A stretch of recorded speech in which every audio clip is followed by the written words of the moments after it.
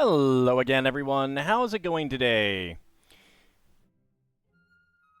Happy Friday, as I see a bug on my wall that I need to eliminate. There we go. Bad bug. Alright, so we are back to finally finish, unless I lose power, the Dragon of the East Palace. There is a severe thunderstorm coming in. I'm looking out the window right now. Rain has started. Yeah. Oh, that's rain. That's a lot of rain. So I might lose power, but it should be fine. I don't expect it to happen. Let's go ahead and move that back.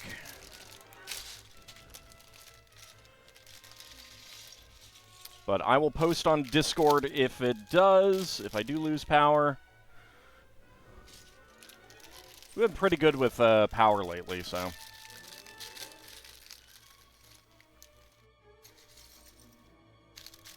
So how is everyone doing today? Howdy!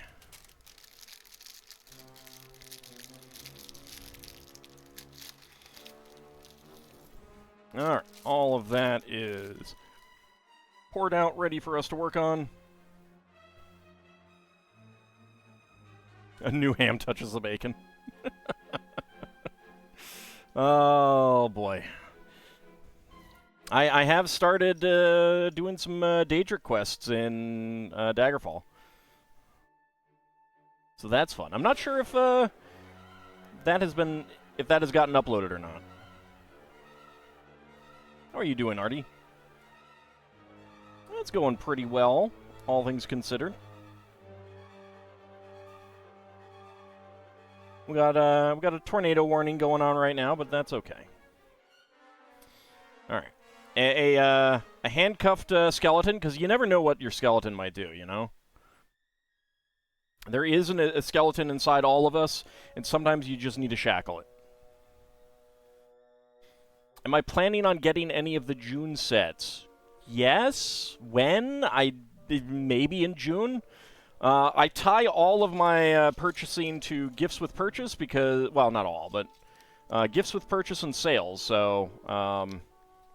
I gotta get some extra Lego with it. So, I don't know. I mean, unless there's an exclusive gift with purchase that I want, I don't usually jump on a set right away unless I really, really, really want it. And I haven't paid that much attention to exactly what's coming out in June to know that there's something that I really, really want. I mean, there are a lot of things that I want. Quite a lot. But I can wait. Problem with Daggerfall Daedric quests is that they're so force-centric. I'm not sure what you mean. Oh yeah, I'm gonna get the prize machine. There's good minifigs in that.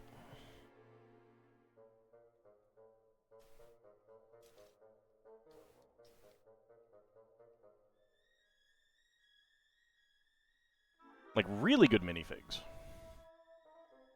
I love the minifigs. Daggerfall dungeons have been driving you insane. Well, they have done their job then. That I'm pretty sure is their job. I don't know about Krusty. I'm not a big Simpsons fan myself, so... But I think it does have a gift with purchase, so maybe. Even with the maps, you get lost. Yeah, the mapping is not great, and they're very maze-like. Some of the dungeons are better than others in terms of that. Like, some of them I have no problems with navigating around, and others I have a lot of problems navigating. Your last stream, you spent a freaking hour trying to follow a map. Yeah. Sometimes they can do that.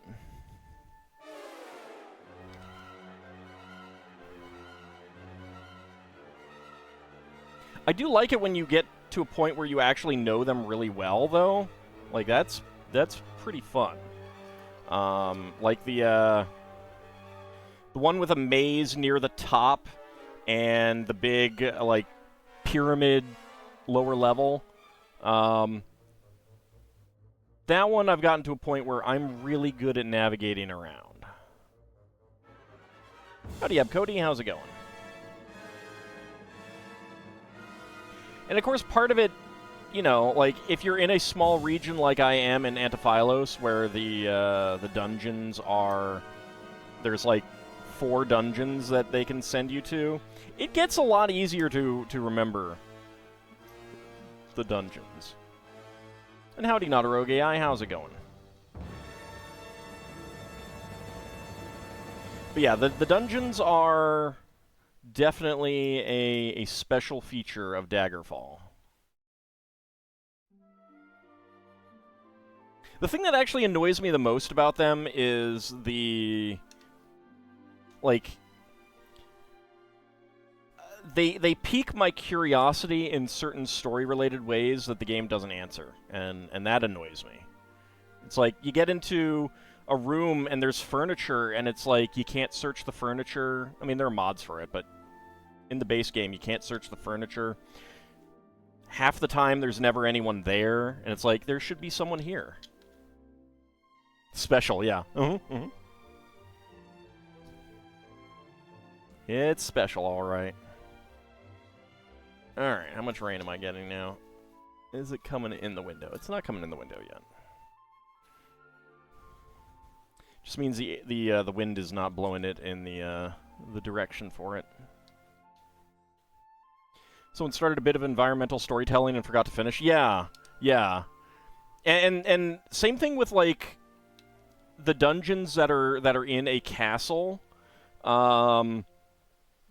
And the dungeon looks nothing like the castle. I want those to look...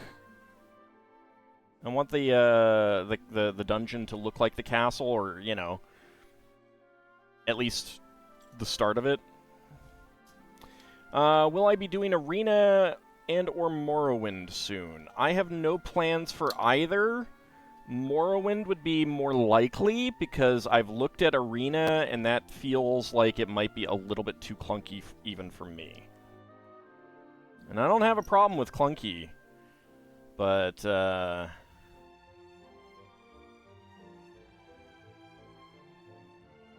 sometimes too clunky can be a thing, for me. The plan is to get this done tonight, like I said. We do have a thunderstorm warning and a tornado warning and stuff like that, so power may go out. We've been pretty good about not losing power, though, so, you know, knock on wood.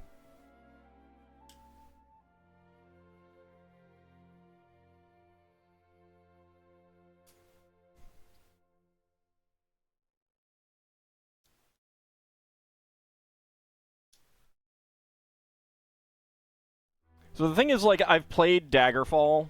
I haven't played any of the others. So, like, I know Daggerfall to a degree that I do not know at all the others.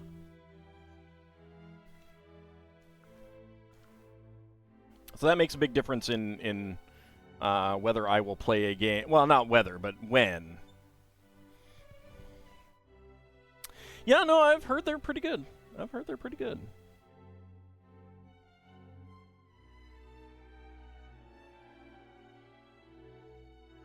I just didn't have a computer that capable of playing most of them when they came out, kind of thing, and no big desire to do so.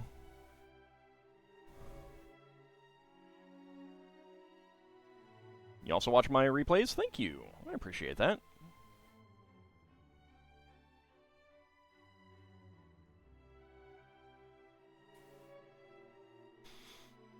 Alright, that gets in right here.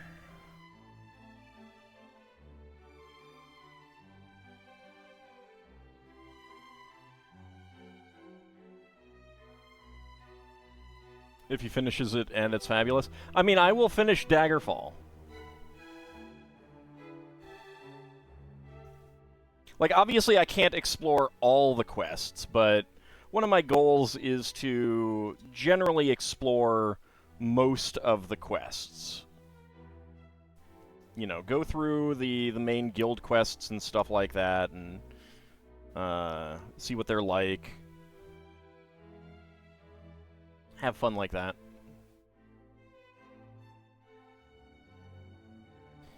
Let's see, black Technic brick there.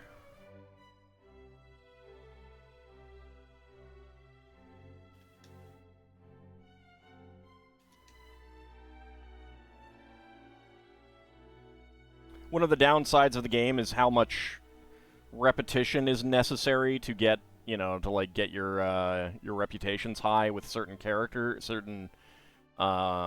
groups. Howdy, Farron and the Lunatastic has subscribed for 21 months. Thank you very much. How are you two doing? And of course, Oblivion just came out with the remaster, so I might play that too. I don't know. We'll see. You had to grind Mage's Guild a bit to get access to enchanting. Yeah. Luckily, like, once you get to a certain level with the Mage's Guild, it is really easy to grind their reputation. Like, really easy. I just wish there were more passive ways to get reputation boosts rather than just doing the quests. There's moving parts in this. Howdy, Bahamut, how's it going? Oblivion Remastered is very good. I mean, I saw you play some of it, and I've heard it's good. Daggerfall Unity has an option to pick the quest from a list when you ask for one. Yeah, and I've been doing that. It doesn't work with every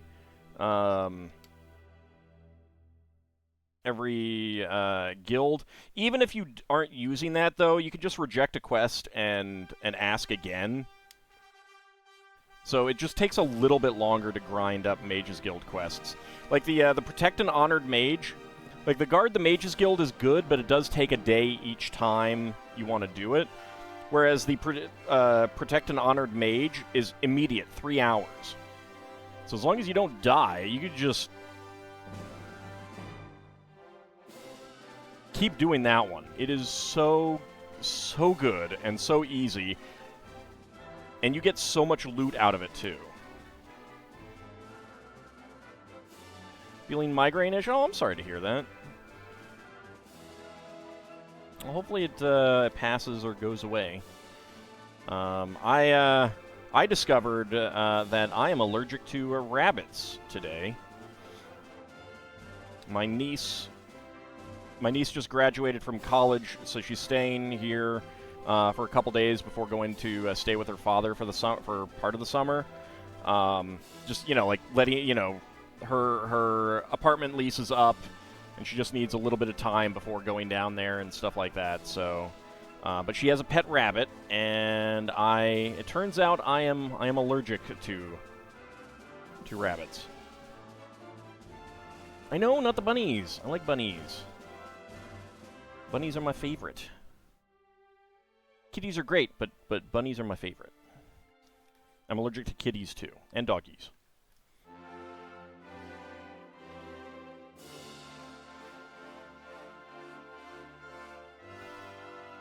Do I have a favorite modular that I've built on stream? I'd have to really think about that. They're all great.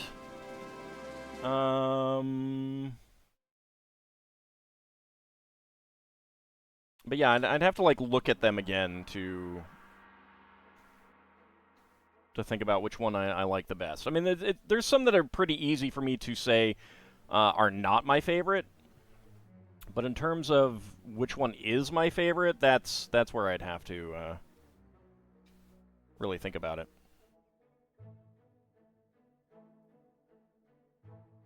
Which one was the hardest? No Lego is hard for me, really. There are ones that are frustrating. I don't find Lego hard. And I don't build it to be hard.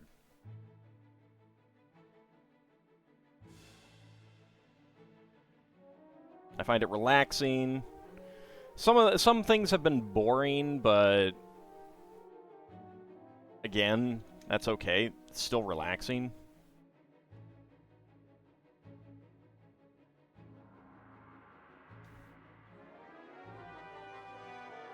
But no, I do not find Lego building to be hard. Unless you're building it yourself, in which case, oftentimes trying to get things to fit together when you're going for unique shapes, that can be hard.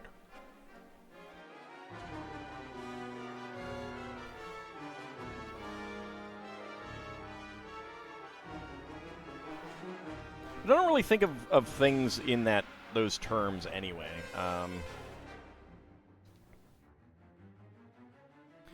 And even even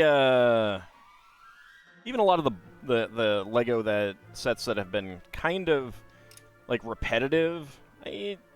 Repetitive is just annoying. It's not hard or even really boring. I guess it's more just you want to get to something that you're looking at and seeing, oh, how is this going together? Like this. I mean, I know how these things go together, but it's still like, oh, yeah, that's right. They go together like that. What game was the most frustrating? Oh, I don't know.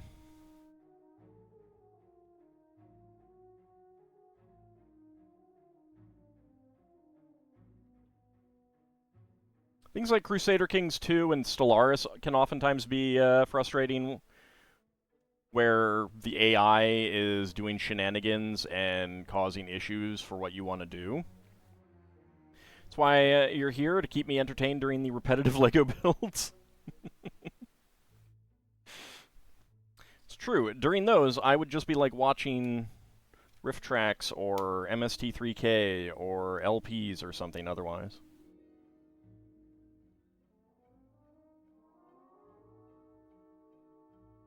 So I get to talk to you fine people instead.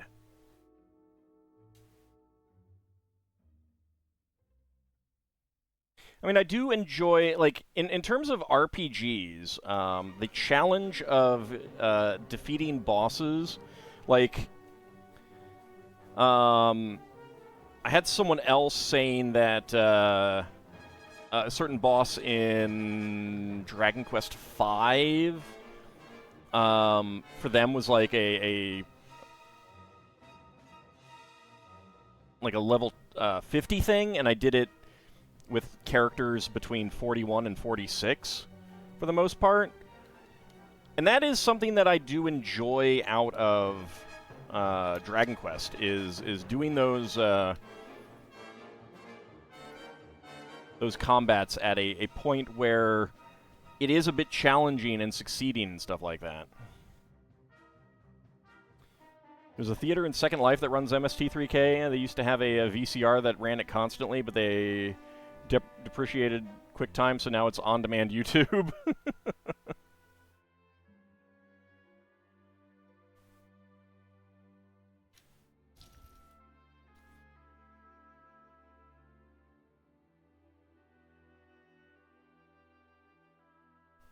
Actually, thinking about games that are frustrating. The Gundam games that I played, Federation vs. Xeon, and Gundam vs. Zeta Gundam, those have some very frustrating elements in it, where I was trying to get certain things, trying to beat certain missions, and they're very challenging. They're very hard missions. And those would definitely be some of the most frustrating things that I've had. That would probably be a good good one to put in that list.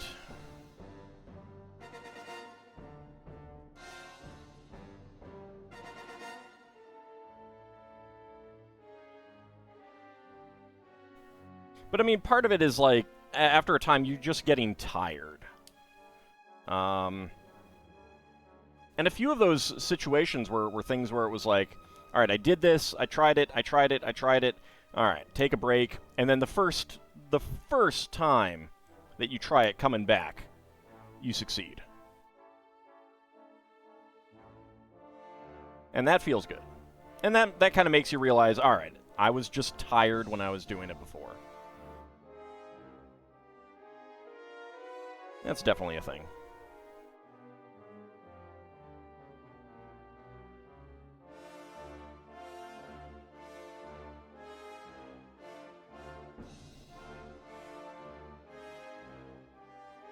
Otherwise, I'm not sure what else I could say on that front.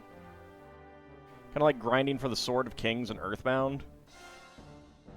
Yeah, grinding these days for me can be frustrating. Like, that's one of the reasons why I haven't done a few things. Like, I haven't gotten all of the achievements in Final Fantasy III Pixel Remaster.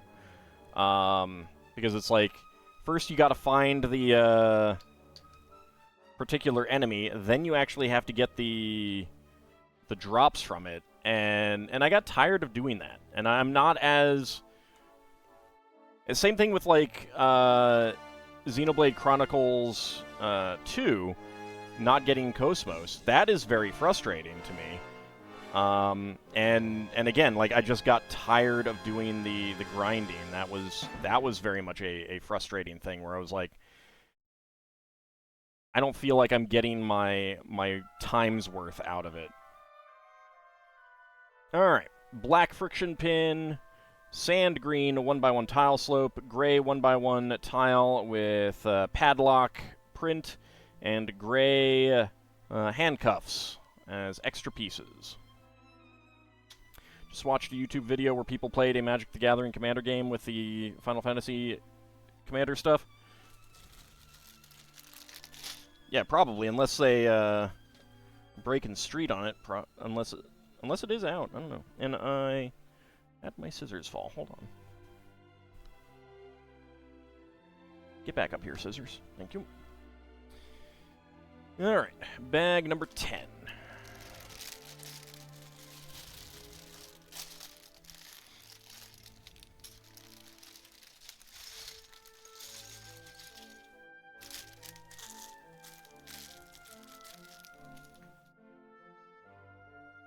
Like, the thing about grinding for me is that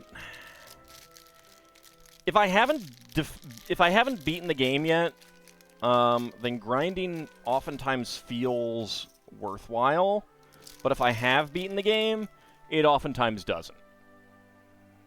And, like, I'm just doing, like, get these special items kind of thing. I am definitely getting to the point where I dislike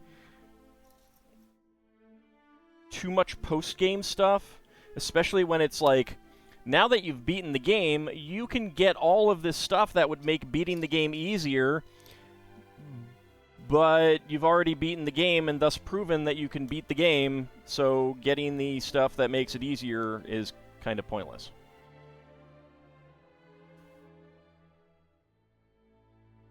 If they did not have permission, they probably should get ready for some Pinkertons.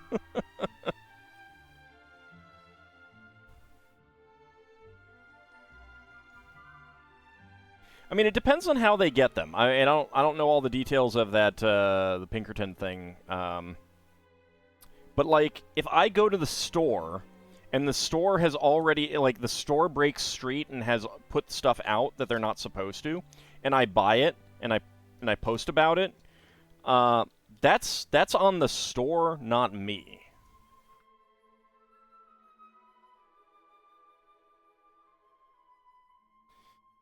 What I'm saying is that a bonus video for level 99 Onion Knights is not forthcoming. Probably not. And that's one reason why, like, some of the stuff that I've done like that, I've actually just, like, hacked the game.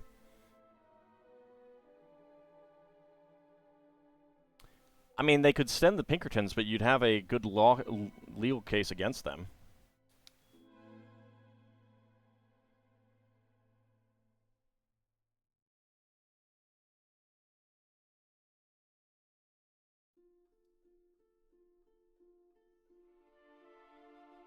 Like, one of the things that happens with Lego leaks is that sometimes people have actually, like, been to a store, and the store has happened to put the thing out, and that's how we get pictures of them.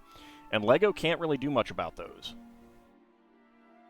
I don't think they can do cease and desist for those.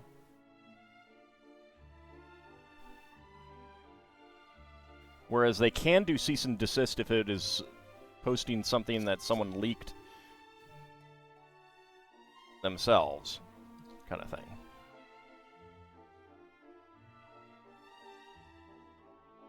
The vendor sent him the wrong thing?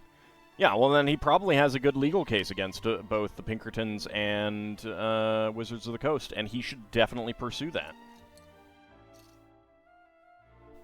Like, there was a Lego set that we literally did not even know was coming out, except someone got sent it by accident and took pictures of it.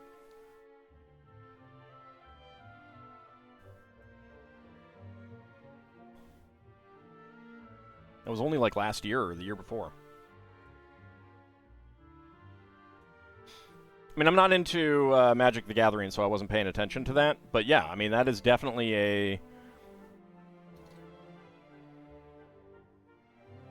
thing that if you legally purchased it and you did not cajole the, you know, like unduly influence the person who sold it to you or whatever, that's on the store. That's not on you, and he should definitely sue if he has not already.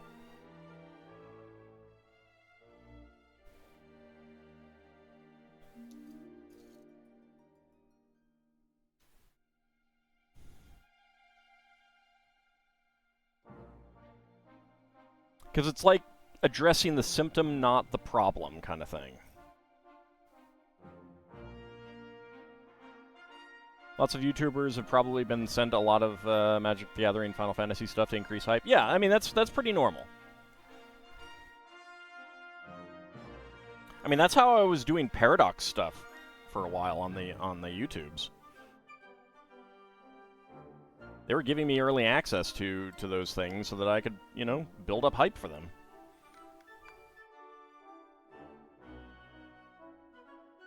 And I did have some of the most popular playthroughs of some of the Crusader Kings 2 DLCs, at least for a while, which was pretty awesome.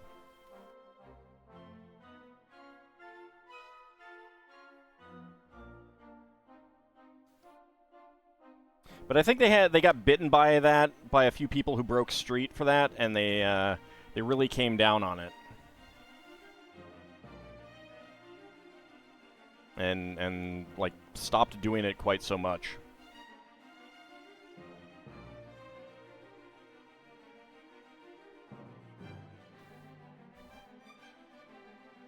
And that was a shame. That wasn't why I stopped, though.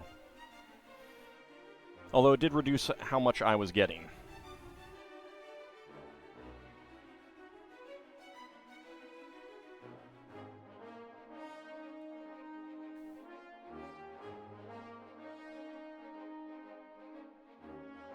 Yeah, I mean, that's very normal. That's actually very normal. There's a reason why they're called influencers.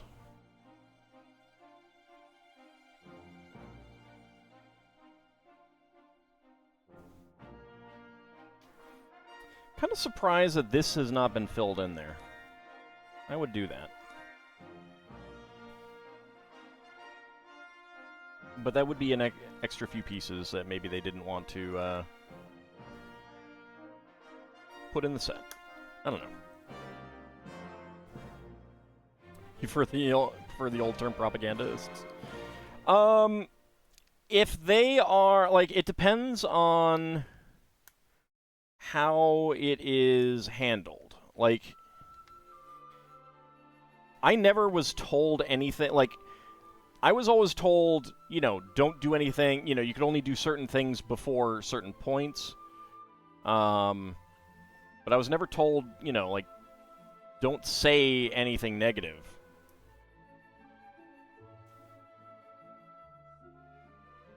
And I think that might have been one of the things that caused the problem, is that there was some, like, I think some really negative stuff said by people who got the Imperator Rome stuff early. And that might be one reason why they stopped doing that.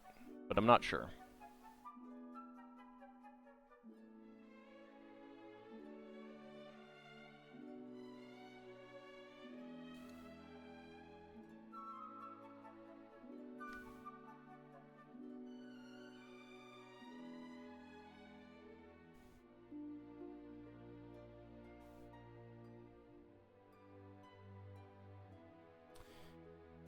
Let's see. Oh, yep, alright, that goes there. Not right there. Unsurprisingly, the person with the Sephiroth Magic the Gathering card won. I don't know why he didn't win in the game.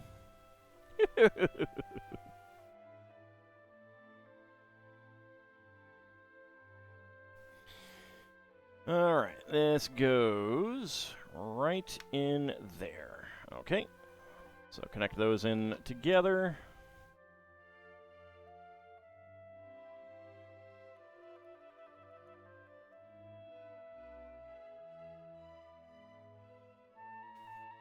Get that on there. And I'm not sure if I just missed this at some point, but that goes on there.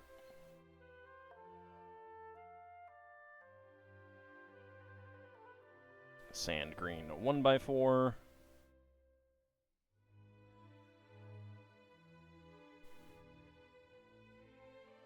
Should have let VVW cast a meteor.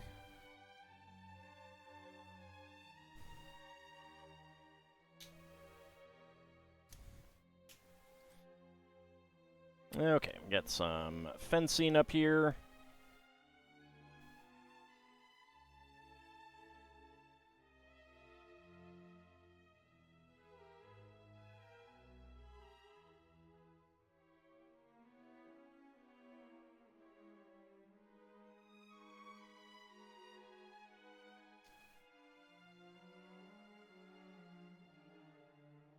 Make sure that the mold marks aren't showing.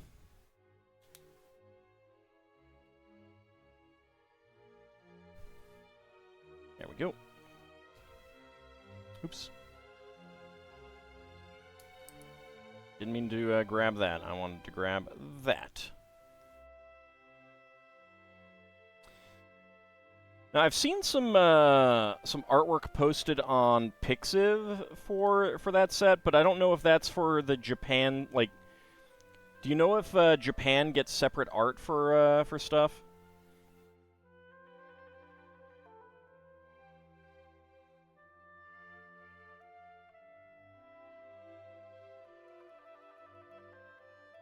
So I've seen some Japanese artists posting Magic the Gathering Final Fantasy art with the Wizards of the Coast copyright.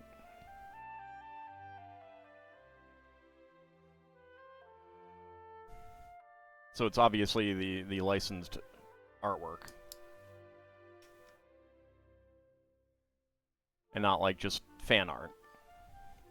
So a sticker would go on one of these, but I'm not putting that on.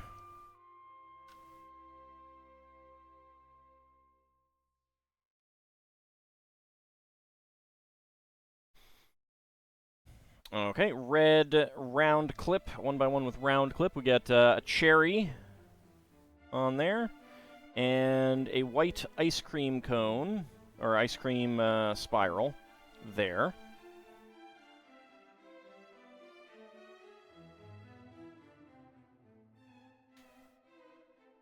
For a little sea snail.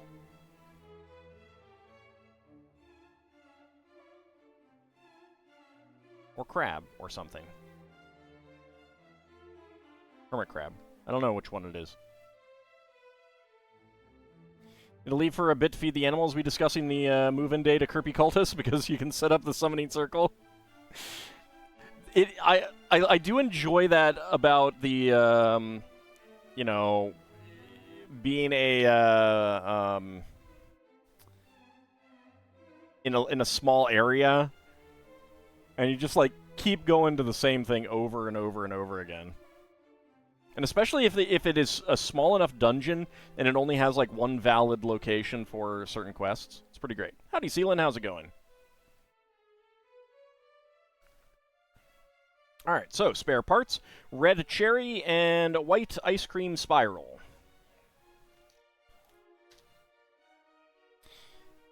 Alright. That is going to be bag number 11 next.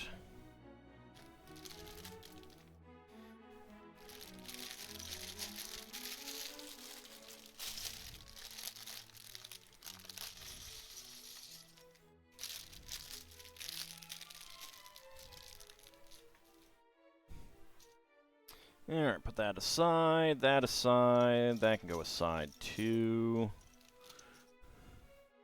These can go aside.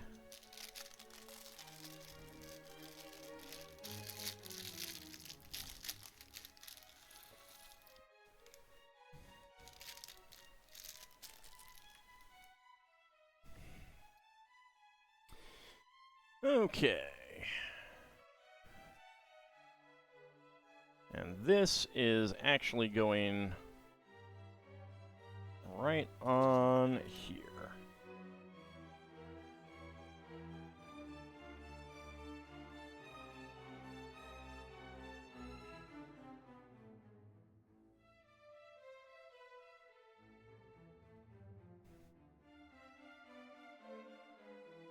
Okay, turning it around.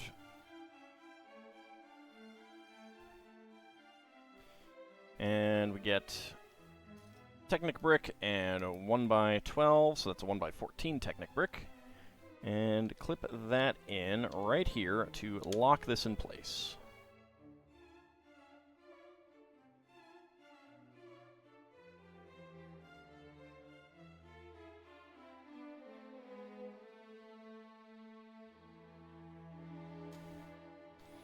Let's get this one on first. There we go. There we go. Alright, so that's now locked in.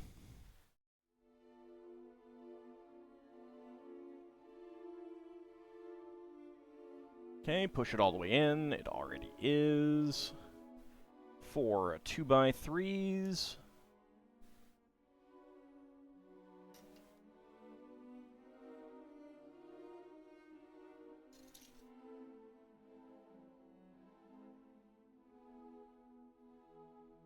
So, Bahamut, do you know if Japan has different artwork for the Magic cards? Or not? It's okay if you don't, I'm just curious.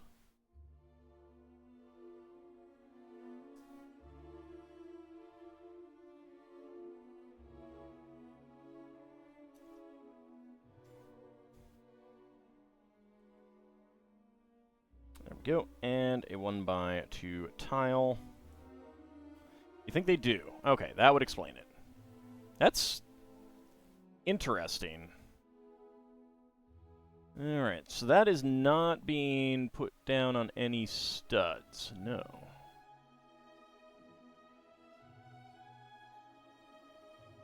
Okay, there we go.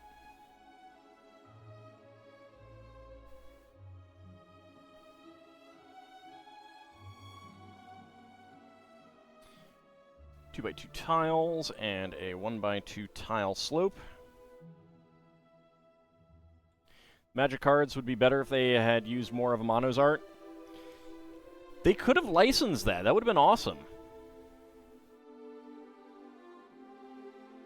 I guess they would have wanted new art. I can kind of understand that, but at the same time, like, that would have been awesome.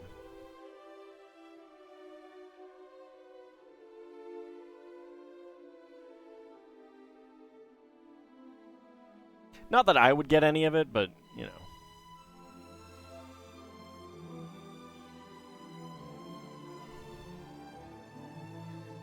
I have other things to spend my money on.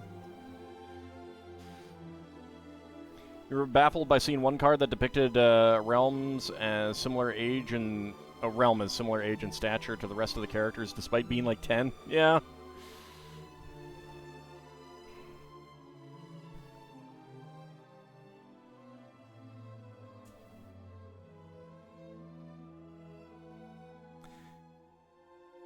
I can kind of understand why they might do something like that.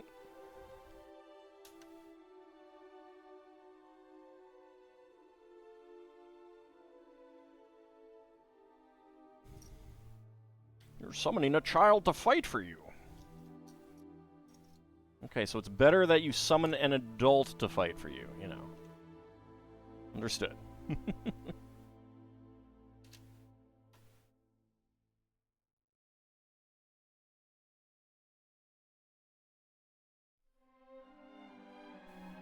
Alright, 1x2 tile up here. And 1x1/4 cylinder tile there.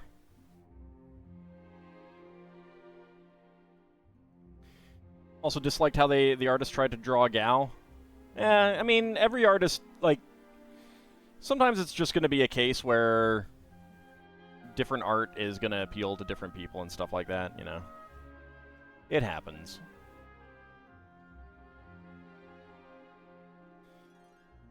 Considering that the Final Fantasy games are a Japan-based IP, it would make the most sense that the FF Magic the Gathering set have the most Japan-based art cards. Well, that's the thing I was thinking about, is like,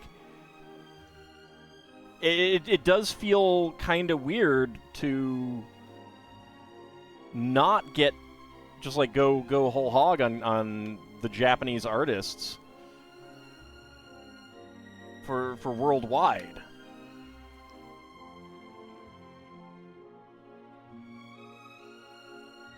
Miss the days of Phil and Katya Foglio's Magic card art? Yeah, those were always nice.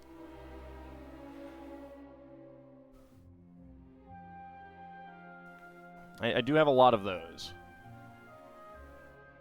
Did I get one signed? I got a Dragon Magazine cover signed once. I don't know if I got any of the cards signed. I might have. So we got a little red Krabby here.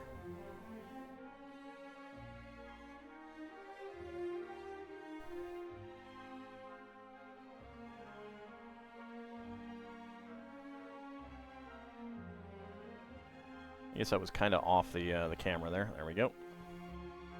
Right up there.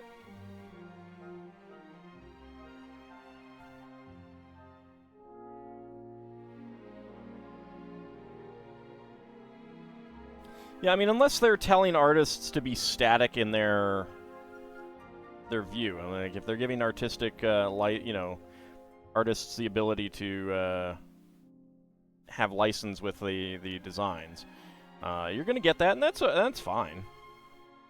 I'm not criticizing that.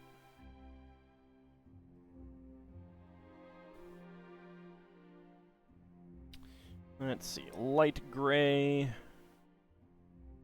Right there.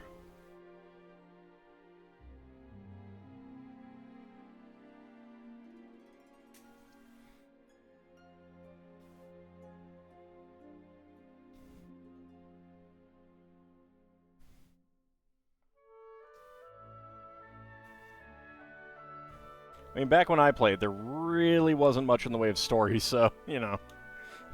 There wasn't anything like consistent artwork. I mean, like, if you're doing licensed stuff, I would want some consistency. Like, you wouldn't want, say, Mordenkainen to suddenly be bald.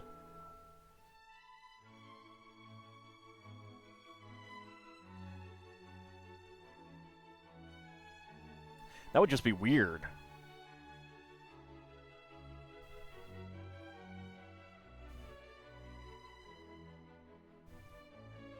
When you played, they had a guy blow up the world with a cup and magic? Did they? I don't know.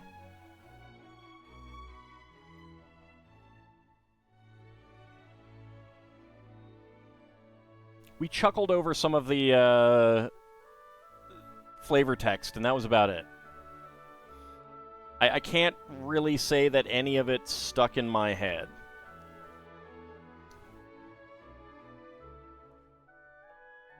Cat has moved onto your lap when the stream started and has not left since. I mean, that's your fault for having a comfy lap bed.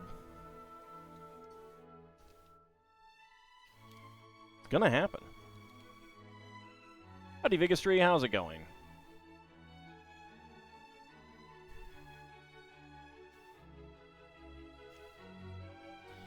There we go. Some white 1x4 tiles.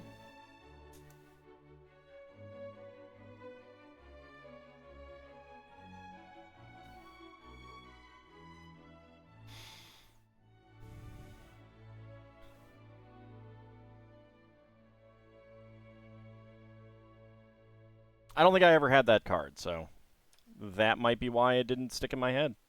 But then again, it probably wouldn't have stuck in my head anyway.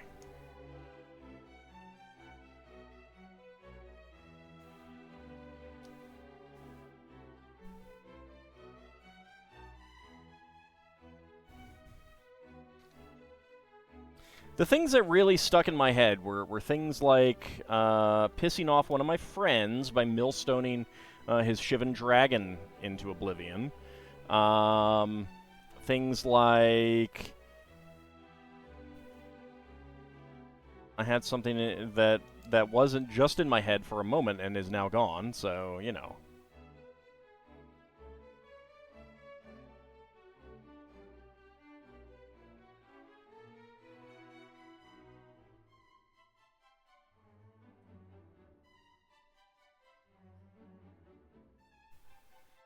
Okay, another of these little posts.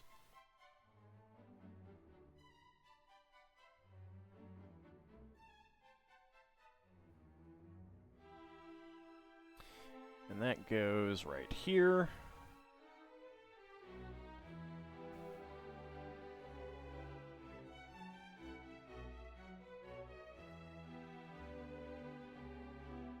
Yeah, hopefully that'll go away soon, Bahamut. 1x4 tile.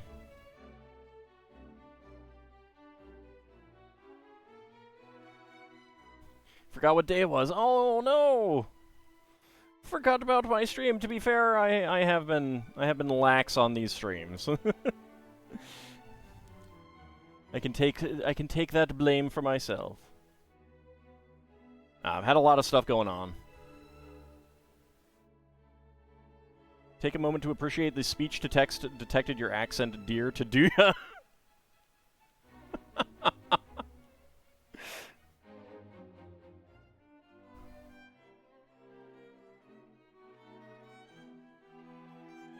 Alright, this one goes that way.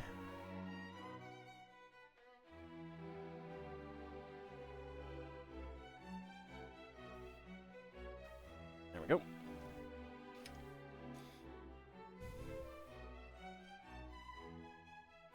Okay.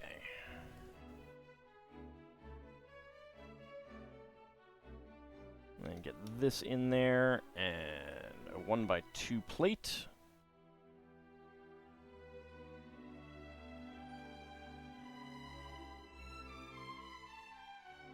When I have my mind blown, the Final Fantasy cards combined currently are worth about 17,000 pre-release.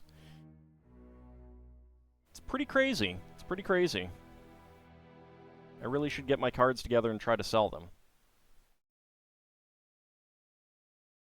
Most Evil deck revolved around the cards War Tax and High Tide. Everything your opponent played now cost more, and lands didn't untap. Meanwhile, you played a lot of creatures that untapped lands when they came into play. Oh, I remember now what other cards stuck in my head. Yokelhlaup. Just because I love the Icelandic word.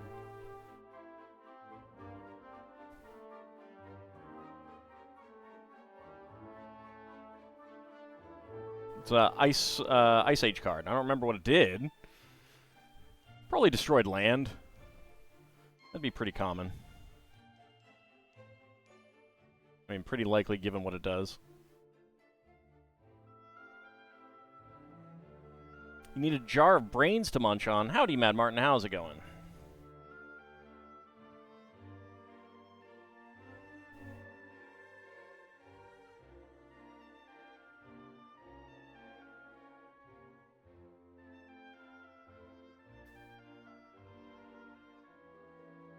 Miss Kobolds?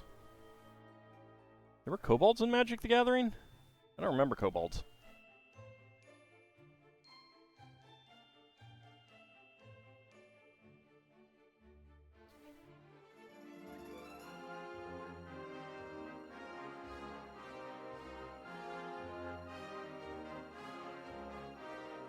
Are they good kobolds, or are they not?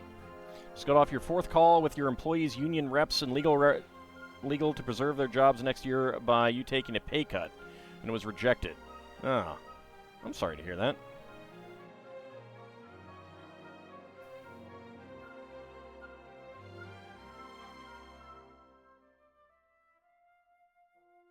Zero cost 1/1 creatures, huh?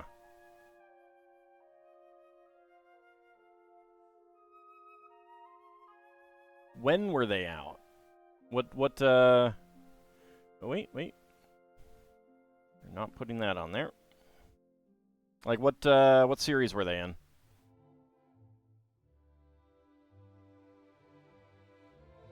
And some Kobold Lords, yeah. Yeah, I remember things like Zombie Lords and stuff.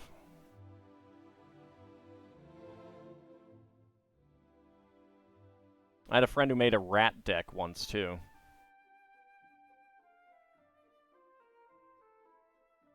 Beta or Antiquities? Legends. Oh, alright. Probably just something that never stuck in my head, then. I mean, I do have, like, at my last count, 2,700 cards.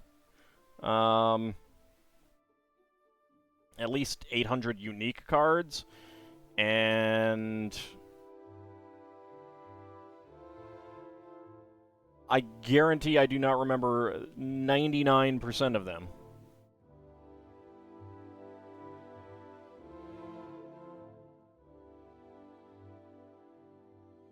Oh, neat. Alright, so this goes at an angle there. Alright, so that is the end of Booklet 2. Spare parts, gold 1x1 cylinder plate with hollow stud, 1x1 quarter cylinder tile in beige, angle bar with stud in gray, and a trans light blue, like satin light blue, little gem 1x1 piece. Alright, let's grab the next bag. That is number 12, and switch to the final booklet, Booklet 3. 12, 13, 14, 15, 16, 17. Alright.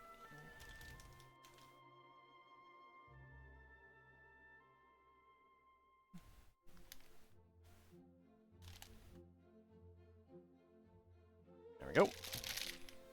Getting steady rain, but not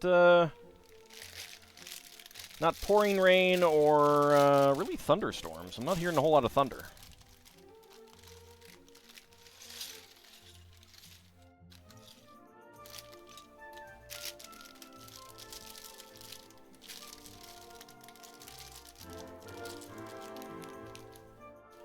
Were they red cards, the kobolds? Or were they another color?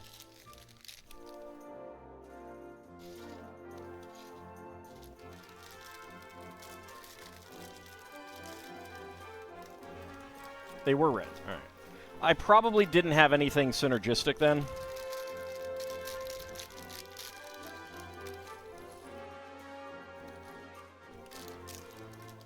So I probably never got anything that buffed them or anything like that.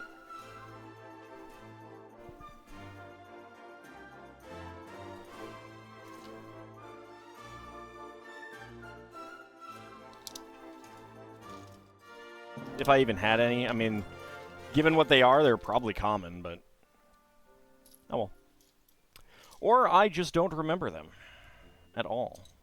That is also very, very possible, considering it has been 28 years, I think, since I last played.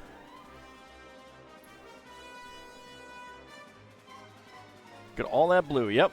It's only normal blue. There's some dark blue in here, too. No special blues. Where is the other... Where's the other friction pin? Ah, there it is.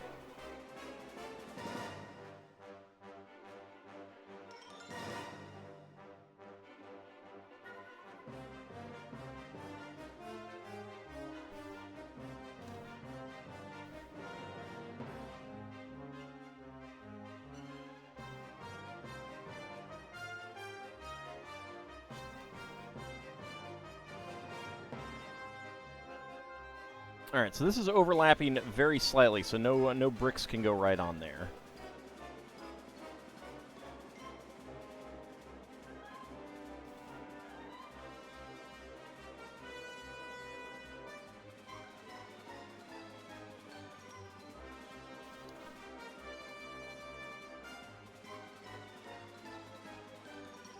28 years is an anime lifetime. That's true, it is.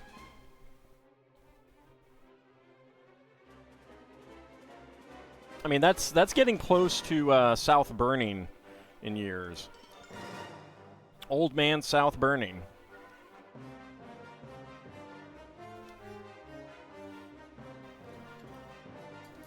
Like he was ancient in 0083. Absolutely ancient. A whole whopping 37 years old.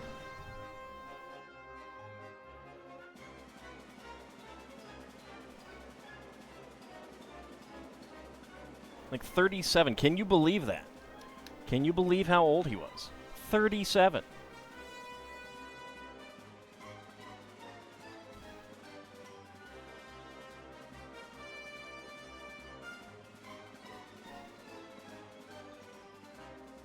Probably half the people here have lived to be older than South.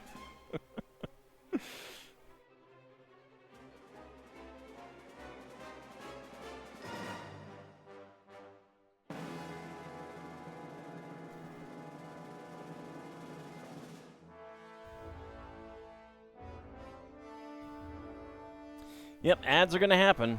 Ads are going to happen. Got to get those subs going. All right, another A-frame on here.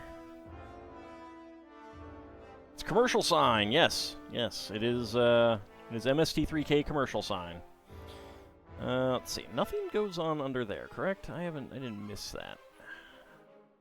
No. All right. Sand green 1x2 tile. Good lord, 37? That's ridiculously old. You can't believe an anime man would ever live to be that old. I know. To be fair, he didn't live much past that, so, you know.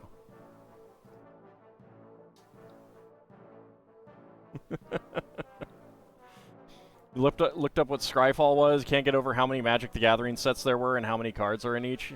Yeah, it's pretty crazy.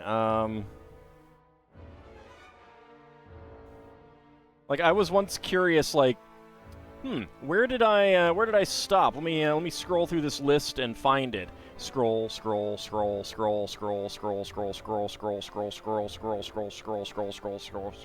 Oh my god, I'm still in the 2000s. Like, it felt crazy how far I had to scroll to get through to where I last played. Howdy, Kinshire. How's it going?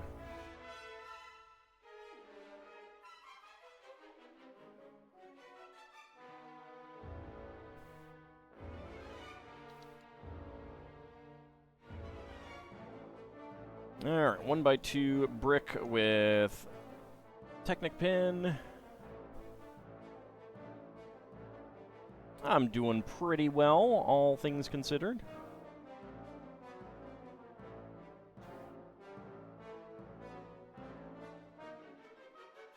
Rain seems like it's stopping, so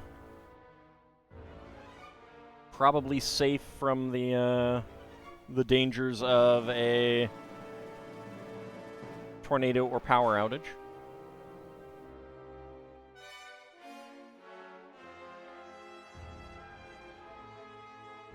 Which I did think I would be. I didn't think it would happen. Yes, Mad Martin, I am. I'm streaming from outside the house. Your house.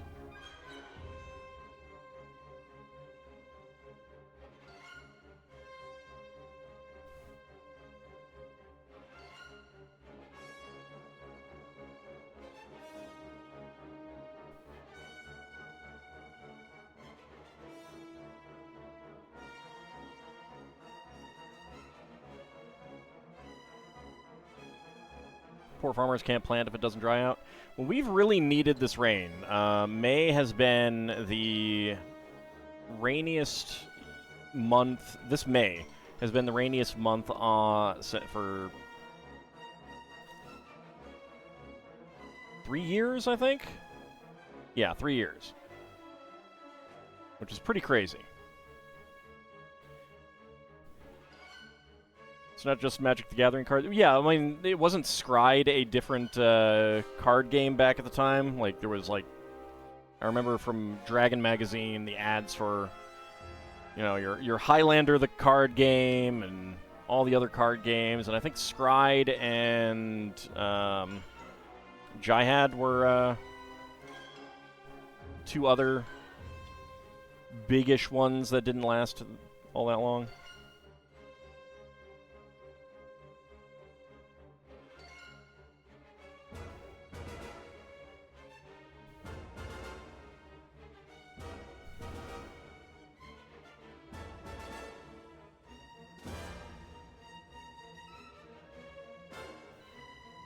There we go.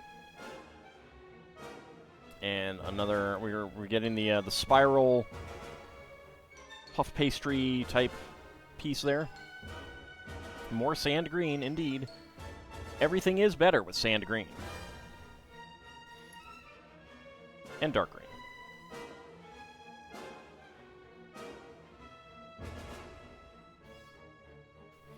Dark green is the best, sand green is the second best.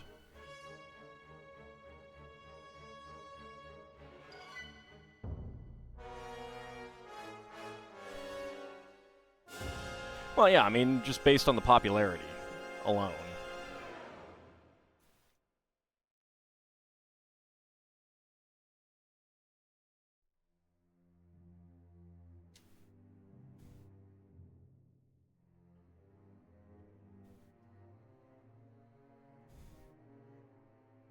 The minifigs with the set are wild. Yeah, they're pretty great. I do. That was one of the selling points for me.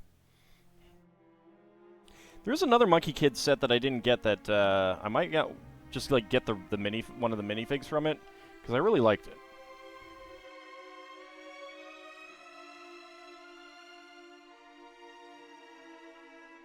Why do you need to go on an expedition? You can find some right here, or just buy the Lego Statue of Liberty set.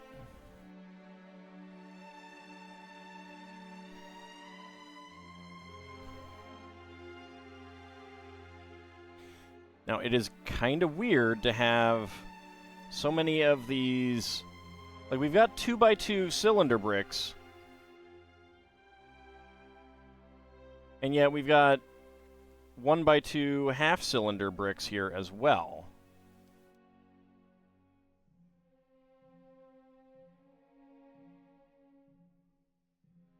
That are being topped by 2x2 cylinder bricks. Okay, my guess is that having all 2x2, they felt that having all 2x2 cylinder bricks would be too much friction on the axles. Then we have these 2x2 cylinder bricks with spikes.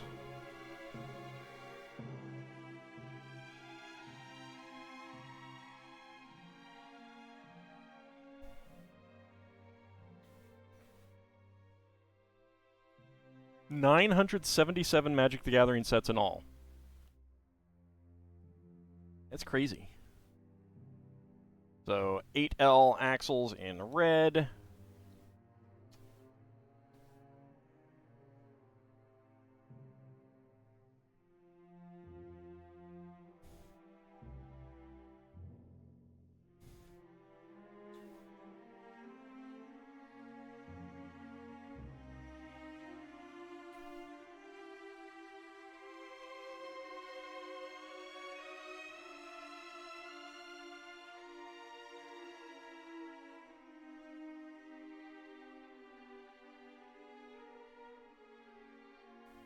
Alright, a pair of 1x1 headlight bricks.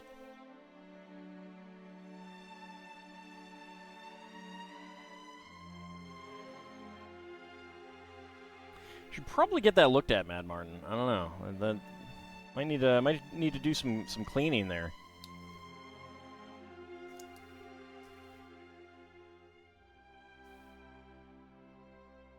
Got our inverted half arches.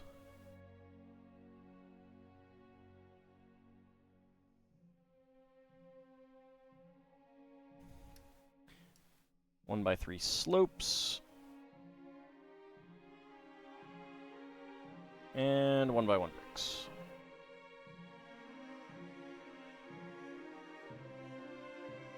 Final Fantasy set has about 7 subsets alone. Like, are those just international versions?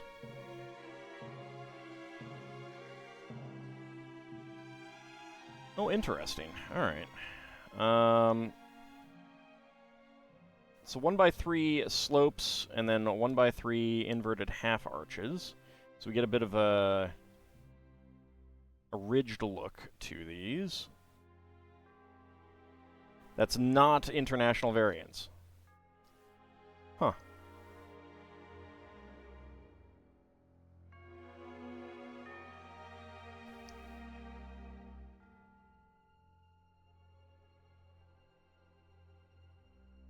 All right, 1x4 tile, and a 1x2 brick with 1x1 tiles in gold with top clips.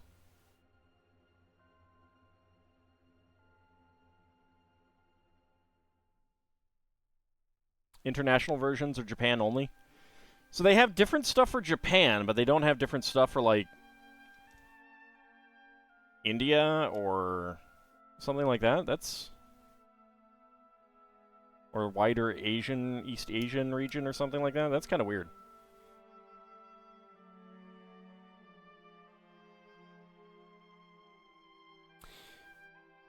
Alright, we got a brushed gold spoiler. Get that on there. A sticker would go on there, but I am, of course, not putting the stickers on.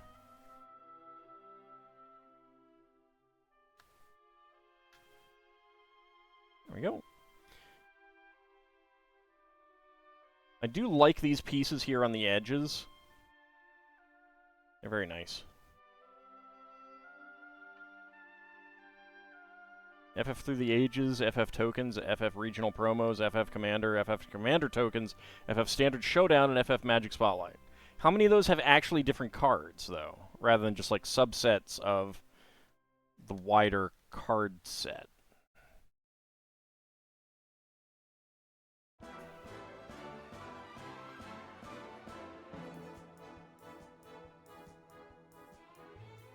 I need the Monkey King Ultra Mech set. I mean, if you want to pay for it. I'm okay with it.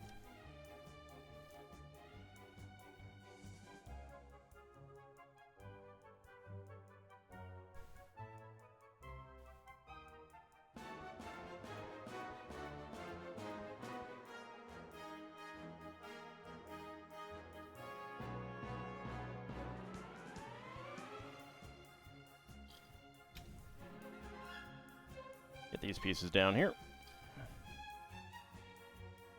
I would hope there would be a War Mech card. There should be, if there isn't. I can use all that Raid Shadow Legends money? Oh, yes. Yes, all of that Raid Shadow Legends money. You know what? And I can hold all of that in my hand right now. I'm doing it. Look at all that. Look at all that Raid Shadow Legends money. Can you believe how much that is?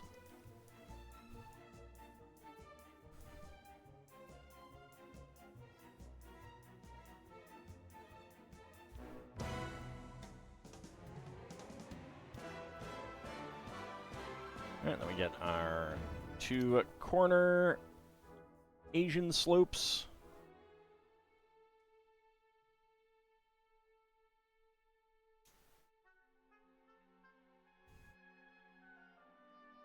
You'll assume that's representative of 6 million USD?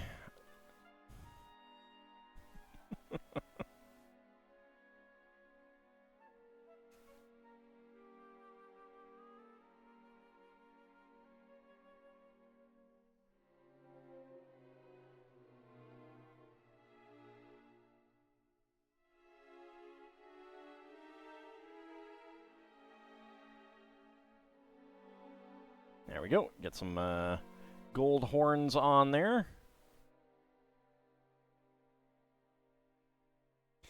That laugh sounded like you internal crying. Now you feel like giving me a hug.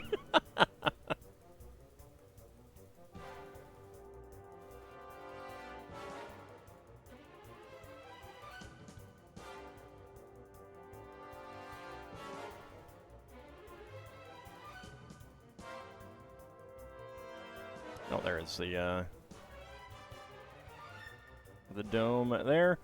So this is actually a helmet. We got one of these with like Mysterio or whatever in the Daily Bugle set.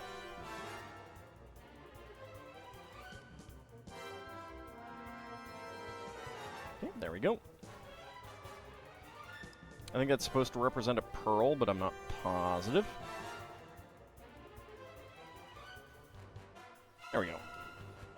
That's a nice Asian-style building entrance. I like it. And it clips on right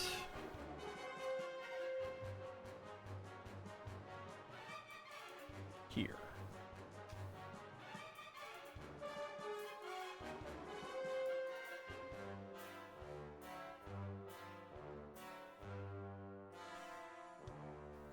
There we go.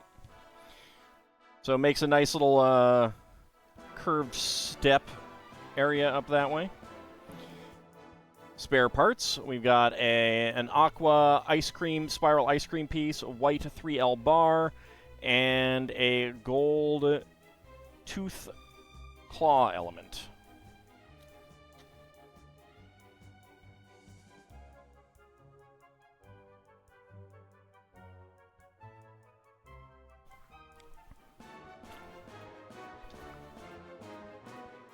Well, that might have been something like a factory proof set or something, Biggestry.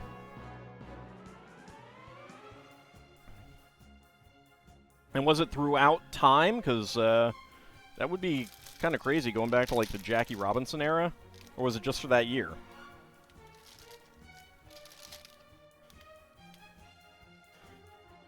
Alright, bag number 13.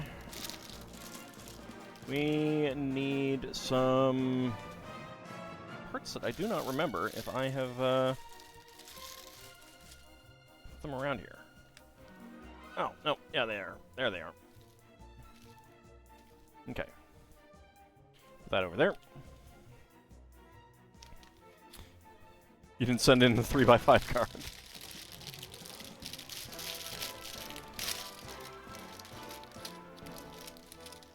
That's true, and you probably didn't read the fine print either. Where that would definitely have said.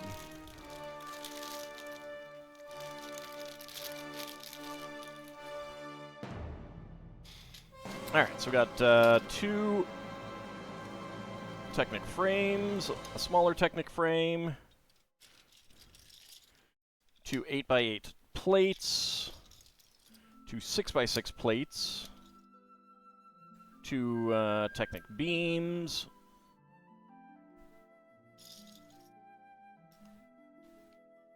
another of these Mysterio globes,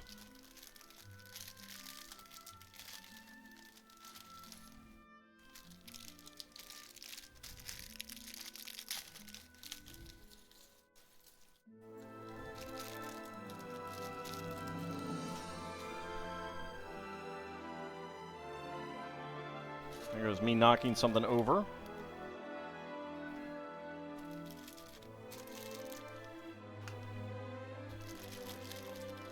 Where'd the pen go? Ah, pen went on the floor. Hold on. There we go. Not knocking over anything in a spillway.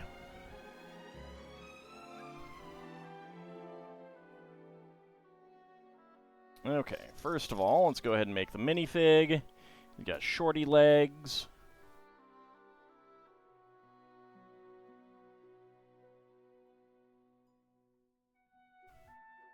Talking about the worth of cards and selling them. Yesterday, you saw a complete inbox Chrono Trigger go on eBay for $840. Wow, not sealed though, correct? Just complete inbox.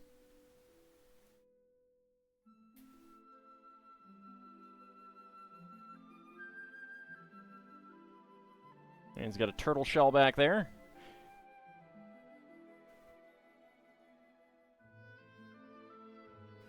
get his hat made. Not sealed. I should see how much a complete inbox Lunar and Lunar 2 go for, because I should probably sell mine. Plus the Galleon punching puppet.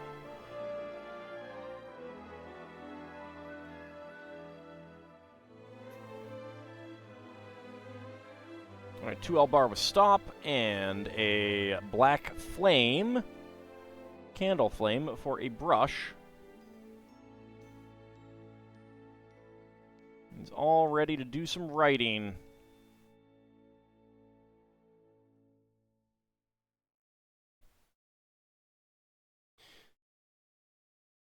Let me get my zoom in ready so we can actually zoom that in. Properties of the camera.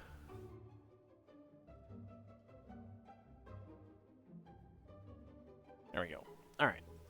Zoom in. So our turtle general here with his turtle shell.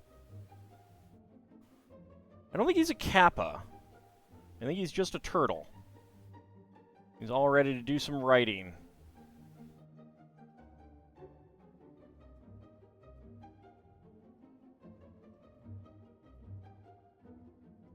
He has a very weird face. You need a hat like that?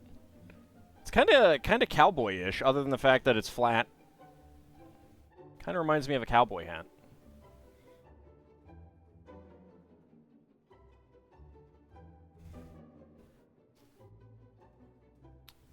Alright, now it wants me to put these little animals all over the place.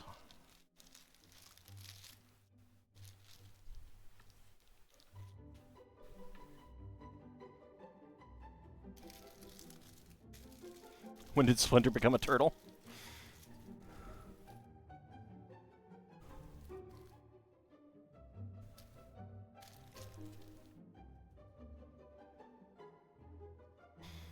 Okay, first thing, we have 2 of the seahorses.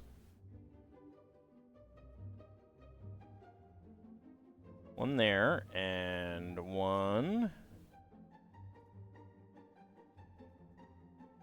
there. We get one of the little clams back down here. A starfish. Gonna get this guy out of the way. A small starfish over here.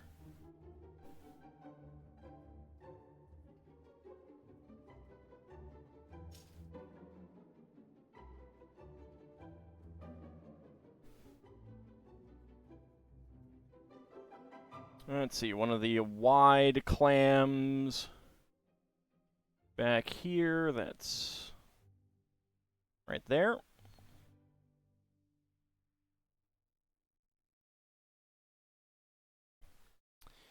And let's flip this on its back a little bit.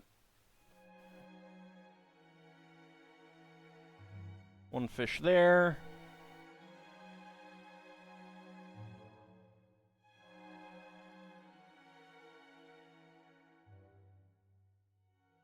One fish over here.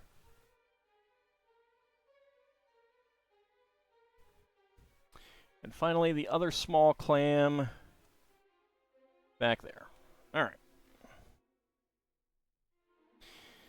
So that leaves us with 2 of these cone snail mollusks, 1 starfish, and 1 octopus. Whether we are going to be using these, I don't know yet.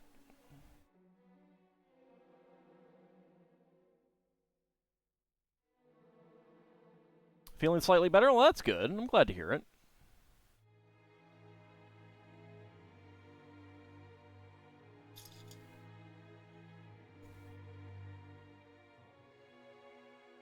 All right. Gray 1x4. 1x2 with center stud. 4x4 turntable right there.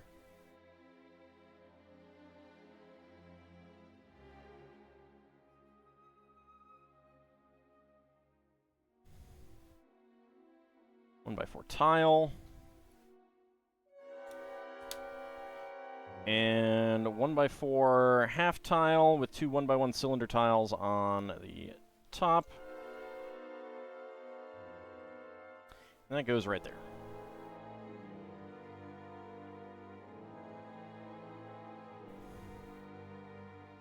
Two dark gray 1x3 plates.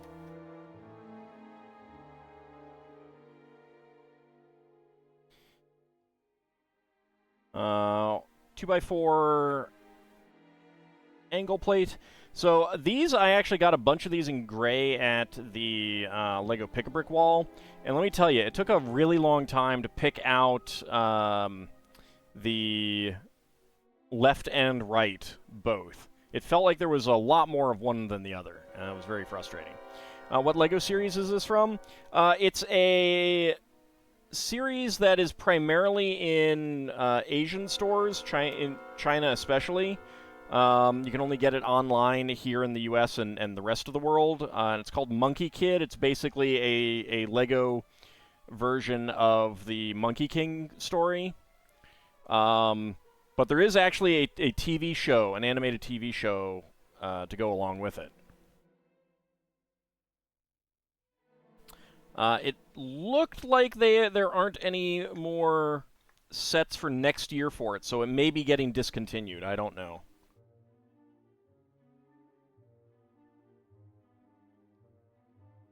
It can be hard to know how well Lego stuff is doing. Like, everyone online was saying that the Dream sets were completely failing, like bombing hard. But Lego did continue it a bit, but it does look like some sets have been canceled already, and there might not be any more next year as well.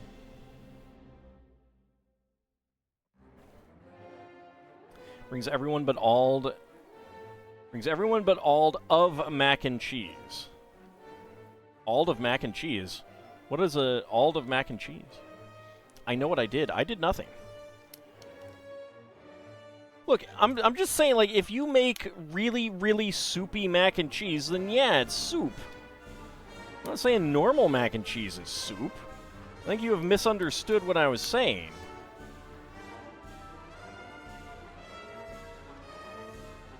Right, Mad Martin, that's for me to know and you to experiment with and find out. I can't give you all the answers. Every time Ald mentions the dream sets, keep thinking that one YouTuber dream with the mask. I don't know what that is, so.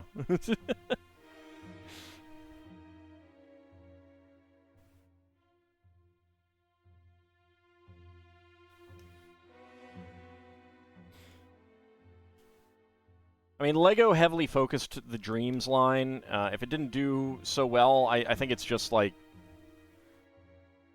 you know, it is extremely hard to predict how well things will go. I mean, I doubt they expected to still be doing Ninjago at this point, for example. And yet here we are. I say not having any Ninjago to build right now.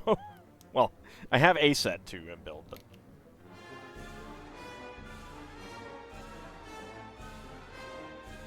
I'm building something else. Gives everyone a mac and cheese. Is that one single macaroni with cheese on it? Because that's really stingy. That is super duper stingy. Sticker would go on there. Yes.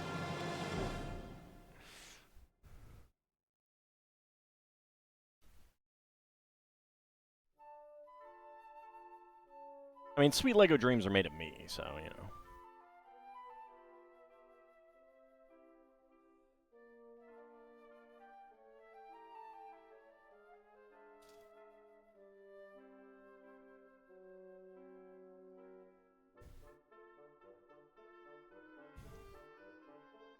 There we go. 4x4 cylinder plate here on the bottom. Were you to disagree, you suppose? Exactly. Exactly. Who are you to disagree?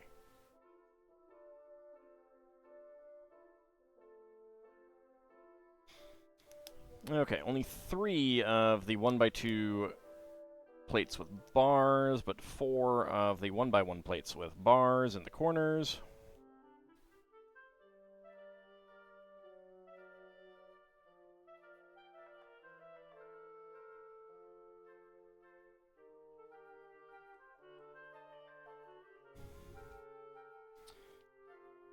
One by 6 and 2 1x4s.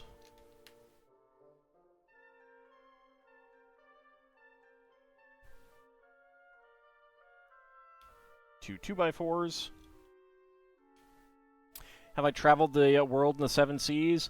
Sadly, I have not. I mean, you could say that I've traveled the world to a certain extent. I guess it depends on your definition of traveling the world. What is the definition of traveling the world?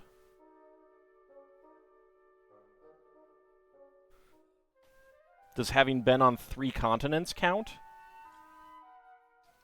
Because I've been on 3 continents.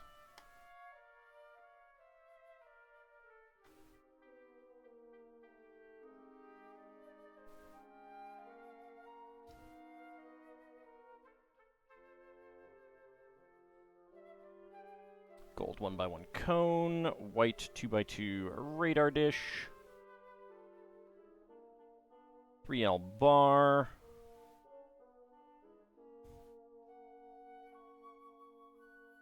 translite blue 1x1 cone.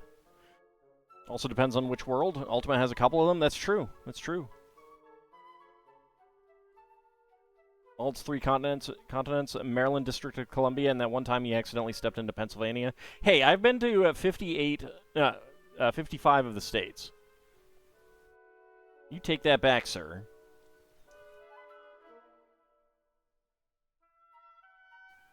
And I have actually sailed some of the seas.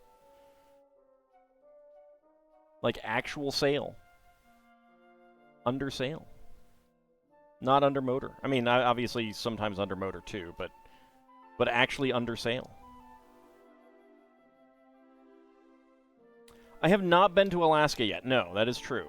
My mother went and she left me behind, and it was very rude of her. Very, very rude. She took her sister and not her son. It's terrible.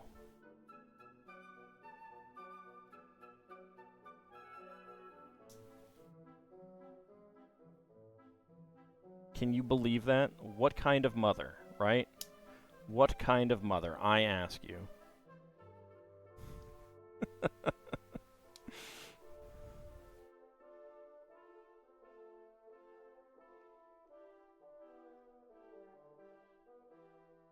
Staying in Anchorage isn't visiting Alaska full?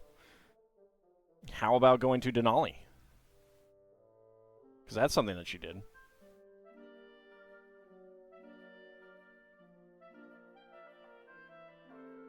You were on a sailboat in Long Island Sound once? It's close enough. I've sailed in the Caribbean.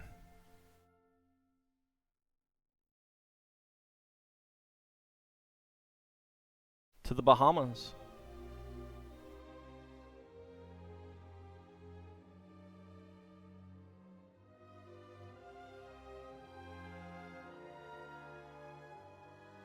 That's really pretty. I really like that.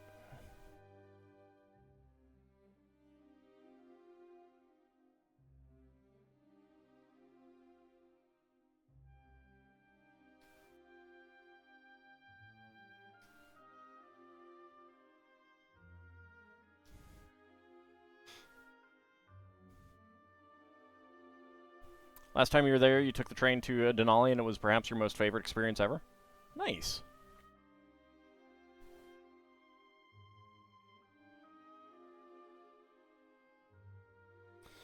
Alright, let's see. That goes on there. At an angle.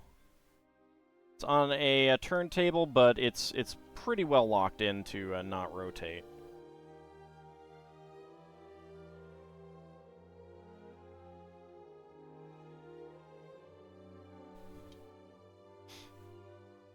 There we go. Alright.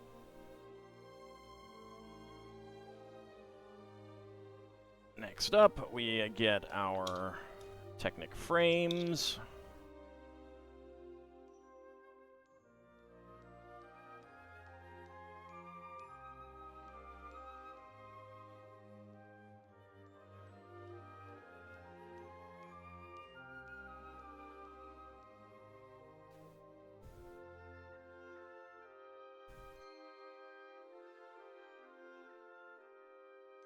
Alright, Technic beam here. Be sure to ask everyone where's Bahamut to see if they can direct you. Yeah, I mean, there's not that many people in Alaska. I'm sure that everyone knows each other, right? Especially when you're a gigantic world-destroying dragon.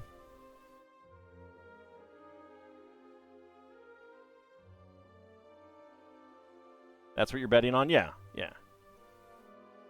As you should, really.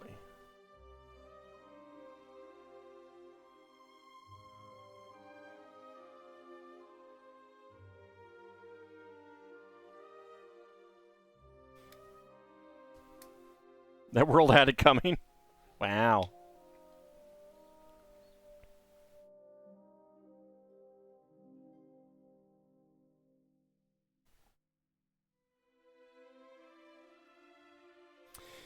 This part of the build seems to be gearing up to support a bit of weight. I don't know that it'll be supporting that much weight, but it might. It might. It is definitely going to be the center roof pagoda part. It might be more just setting it up to not flex when you're playing with it and pushing the minifigs down and stuff like that.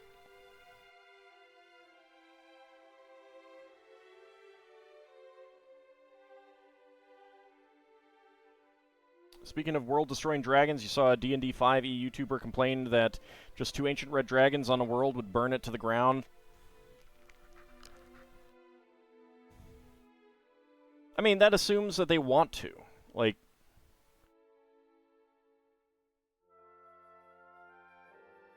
the United States has the nuclear capability to obliterate most of the countries on Earth. It doesn't mean we want to. You know? Just because the capability exists doesn't mean that it's used. Heck, I have a car. I could go, like, hit tons and tons of people. It doesn't mean I want to.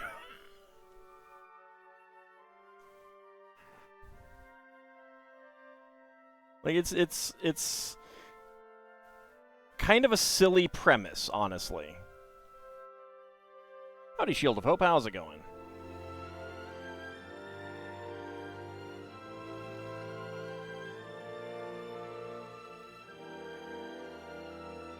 Get that on there.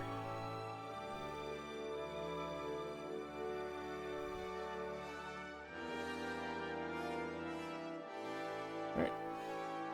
2x8 and 2 8x8s.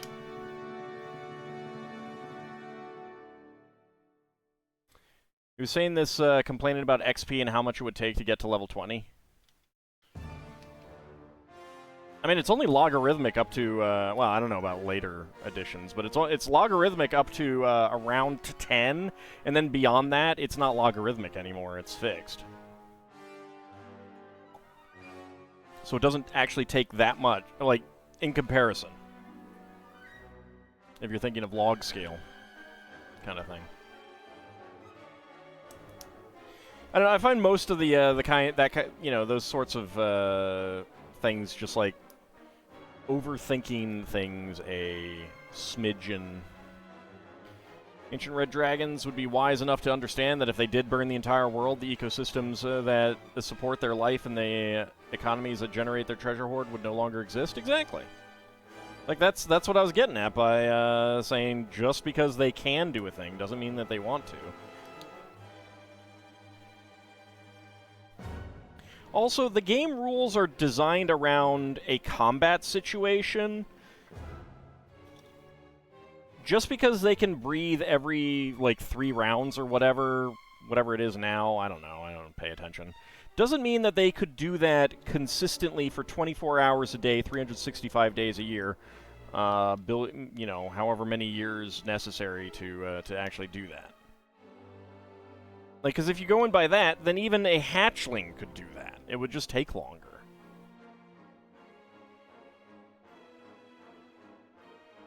Alright, spare parts. Tan 1x1 plate. Red friction half pin. White 2L bar with stop. Black candle flame.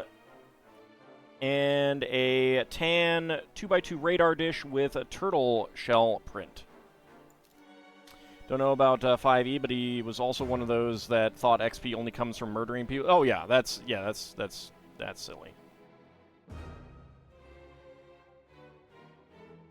I mean, like, I don't know about modern editions of D&D. I mean, I don't think they really have, like, I think there is a hand wave of XP in current editions, where, like, monsters will have XP, but I think the general assumption is that games these days are all just the Dungeon Master saying, "You're now level 2, you're now level 3," when you get to certain points. That's certainly what it sounds like from everyone I have been in conversations with who plays current D&D.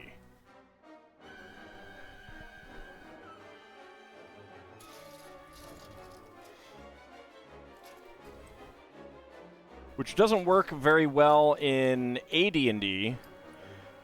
As someone discovered when they found out, like they tried to start a one-shot and was like, all right, everyone is level 5. Well, level 5 means different things to different classes.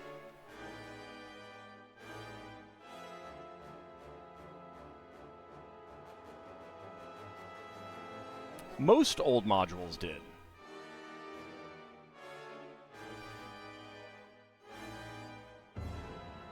I love this guy's head, and it's not soft plastic, which is nice. Go ahead and zoom on in on him. Come on. I think he's a crab. I think it's like a crab soldier. And I feel like he has a little mustache there. So obviously he's French. Oh, oui, I will kill the intruders.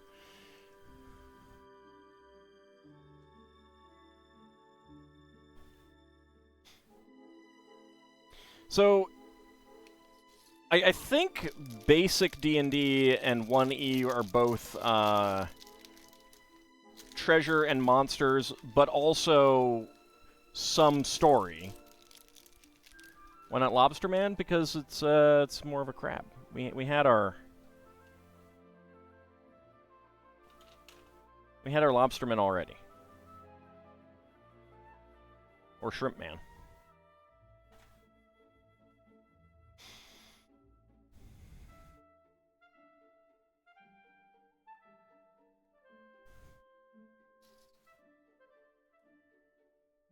I was saying something, and now it has slipped my mind. Yeah, so in Basic and 1E, most of your XP actually comes from treasure, but you do get XP for monsters, and you do get XP for completing adventures as well. Then 2A mostly did away with the treasure XP to, you know, change the incentive to a get things done as opposed to get rich dynamic, which I think is good. But you still have different classes leveling at different rates, which is fairly important for a certain power level aspect. I think the theater kids have co-opted much of the modern D&D. I don't really agree with that.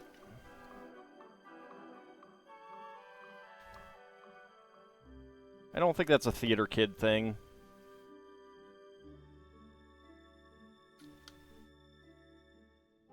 Most people have an element of, like, theatricalness to themselves. Okay, now it's really raining. Let's close my window.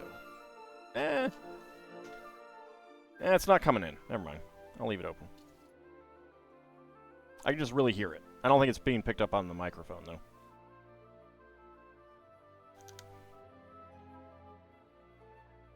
Theatricality, yeah. Some degree, you know, I mean...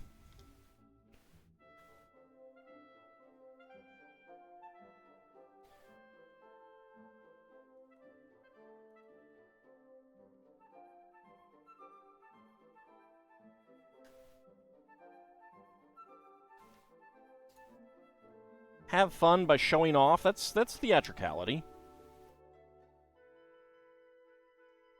Cries and wanted to be a theater kid. Hey, it's not too late.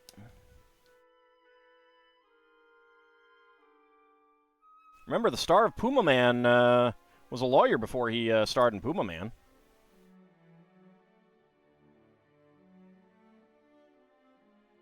Mind you, after Puma Man, he went back to being a lawyer, but...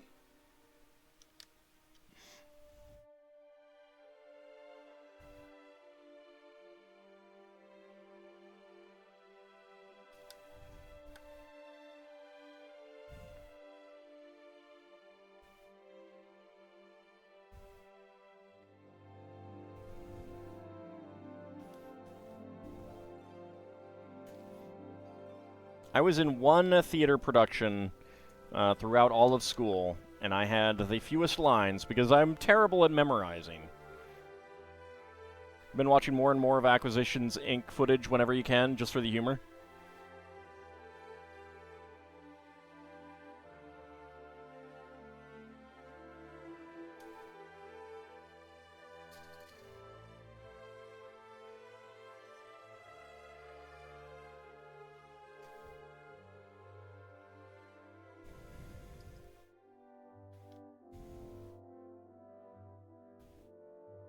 Well, clearly, your mission, should you choose to accept it, Lord Canis, is to make one. I'm kidding. Only if you want to.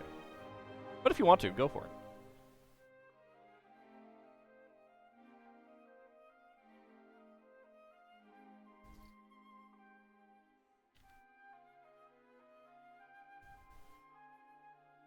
Oh, one by one plate right there.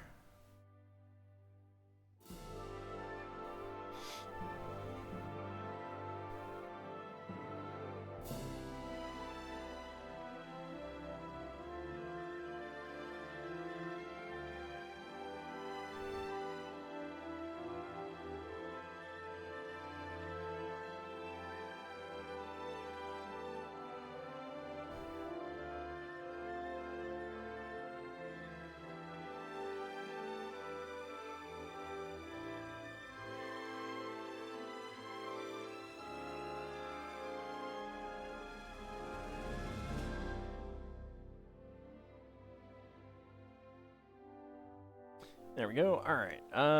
10 trans light blue 1x2 bricks.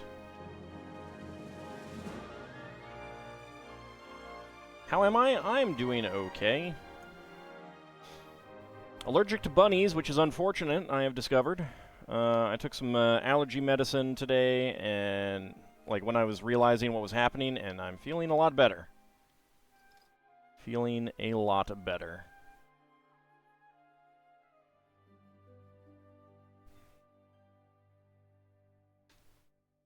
It was like, my eyes were itchy, my nose was getting stuffed up, and I was like, oh yeah, this is allergies. Writes that down, allergic to bunnies? Ah, rude.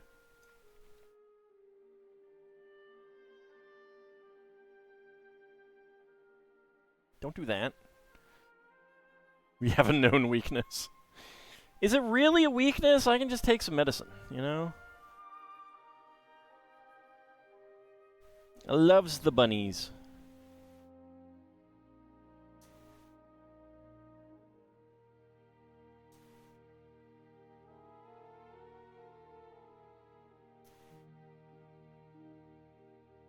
Alright, now it's really raining. Really pouring out. What about duck bunnies? I mean, obviously, if you like bunnies, you gotta love duck bunnies. Who doesn't love duck bunnies?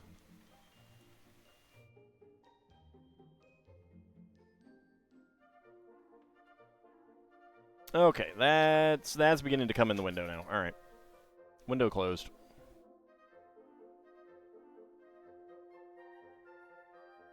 You will ask, was I out stealing bunnies? Because you have tons of them around you. Planted a second garden for them to munch on to distract them from the main one. Aw, that's very sweet of you. My niece is staying because her lease is up and she just needs a place to stay for a few days before going to stay with her dad. She just graduated. And she has a pet bunny, and I am allergic.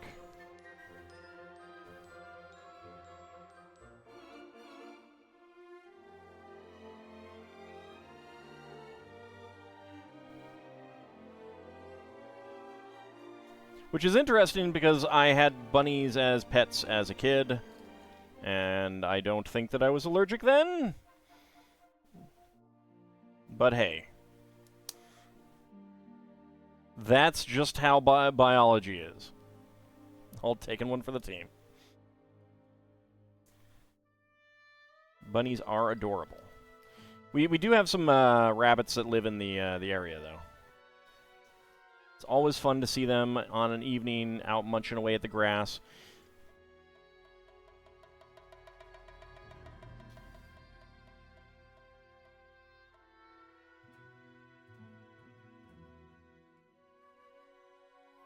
Actually, I have some Zyrtec from when I had the hives. So I like the trans light blue there. So I took that, and that is helping quite a bit, actually. Like, if it hadn't helped, I might not have streamed. Because I was... my eyes were very itchy.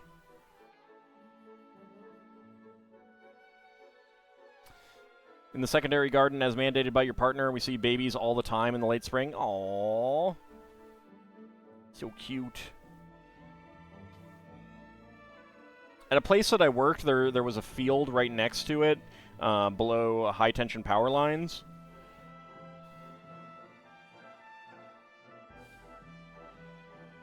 Tornado warning in this area until 9:15 p.m. All right, well, it's the next 30 minutes.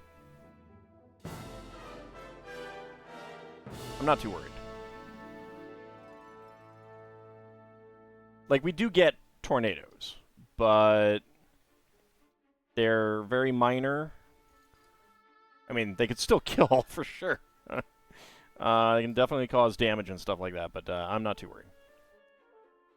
But yeah, so there was where I used to work, there was a field, and there were a whole bunch of foxes that nested there one year.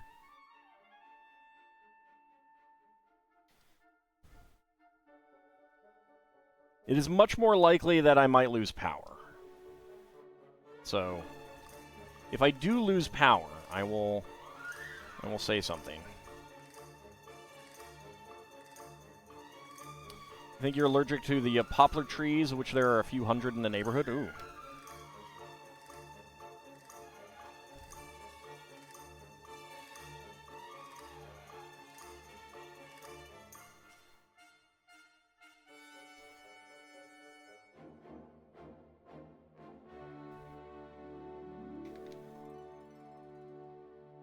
There we go.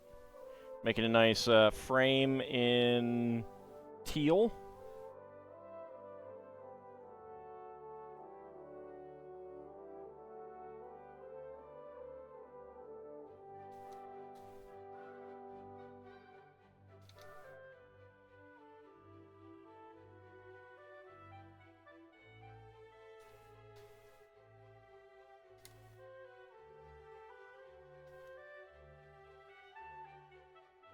There we go.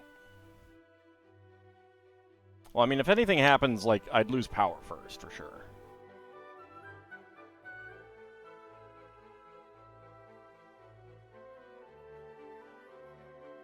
Suddenly all the Lego flies out the door and we hear Alt's patented whee as he flies away. That would, if all my Lego was flying away, that would not be a wee situation. That would be a, my Lego!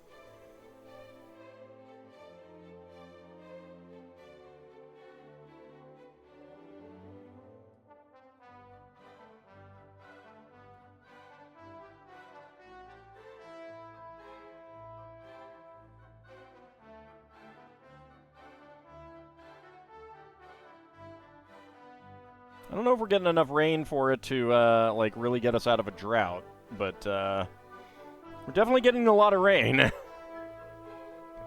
What's the first thing I would do in Oz? I don't know. I haven't watched The Wizard of Oz in an incredibly long time.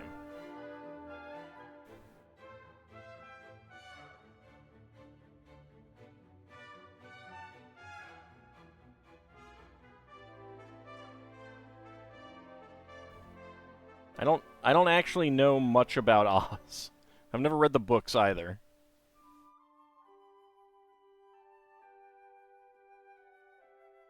Looking at radar, looks like it's almost out of the DC general area anyway. Yeah, I mean, we've been getting rain all night since before I started the stream. Let me go take a look at the... Rain is expected to stop in 22 minutes. Yep. Yep. But a very heavy band is about to come through. Like, has not come through yet. I mean, other heavy bands have, but... Like, the stuff that hasn't come through yet, that is going to be on the outside of the, on the zone leaving, is, pretty heavy. So I would not go after the ruby slippers for their magical powers? It'd take a little while to get them, for sure. Okay, stickers would go on these for doors.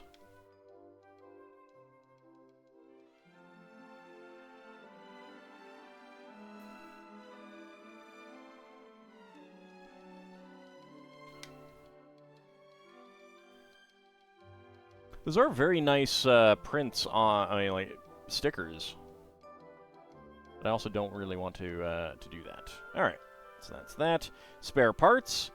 Dark lavender or medium lavender, I'm not sure which. 1x1 plate, and gold 1x1 cylinder plate with hollow stud. You like the window pieces? Yeah. Like, these are fences on their sides, which do make really nice windows. And like, they'd make really nice elven windows if you're making, like, an elven city.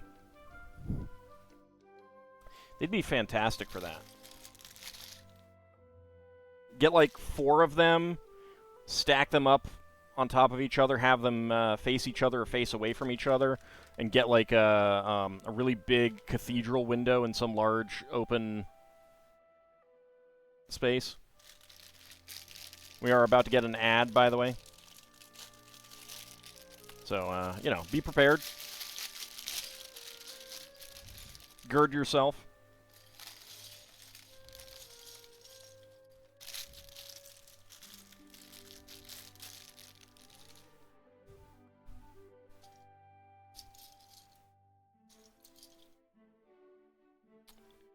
Big arch. I do have some of those in blue. Elves are Art Nouveau, dwarves are Art Deco.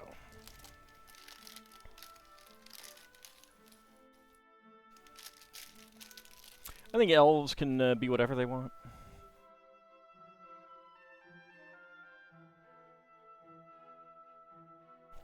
There's a lot of Art Deco that is not elven. It does not look like something that elves would make.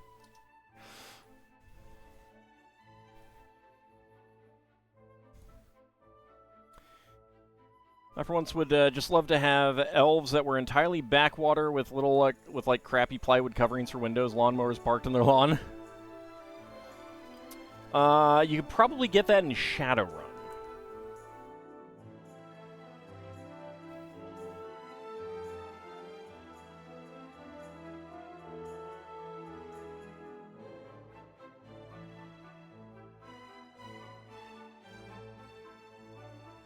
Like the standard Shadowrun campaign is in Seattle, I believe.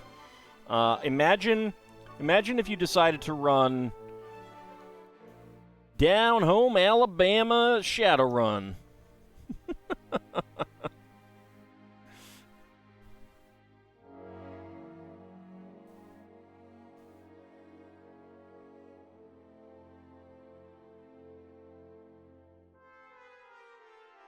Alright, that goes right on there.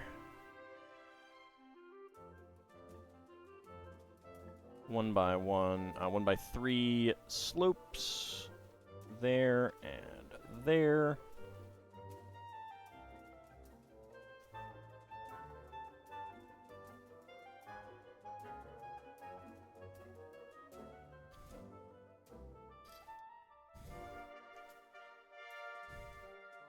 Elves live in trailer parks in one modern fantasy series? I wouldn't be surprised. I don't read a whole lot of modern fantasy, so that would definitely pass me by. I screwed that up.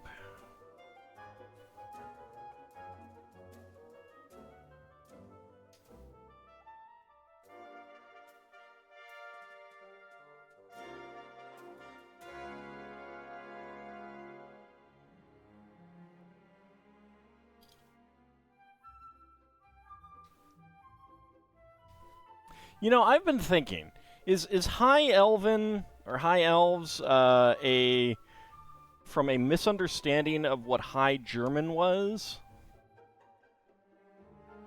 I'm very curious. I'd like to know where that came from. Like what the actual inspiration for High Elven was.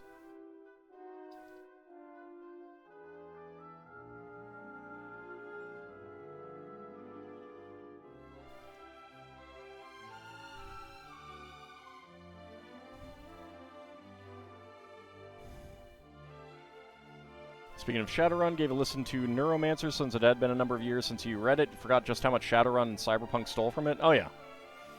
Oh yeah. No, it is straight up the origin of Cyberpunk.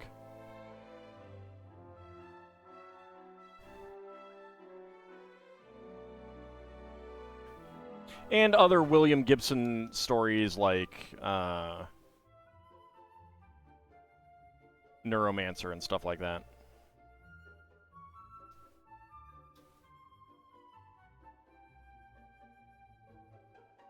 I mean, it's kind of like, you know, early D&D is basically just straight up Tolkien.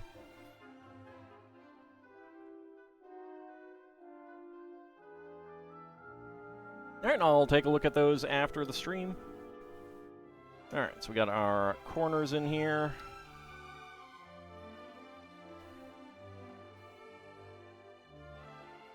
Like, to the point that they had to change hobbits to halflings, which halfling is used in The Lord of the Rings.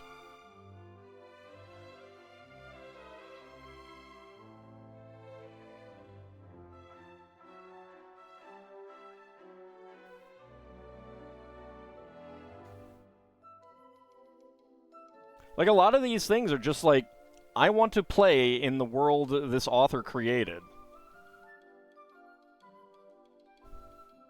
Be it William Gibson for Shadowrun and Cyberpunk, or Tolkien for D&D.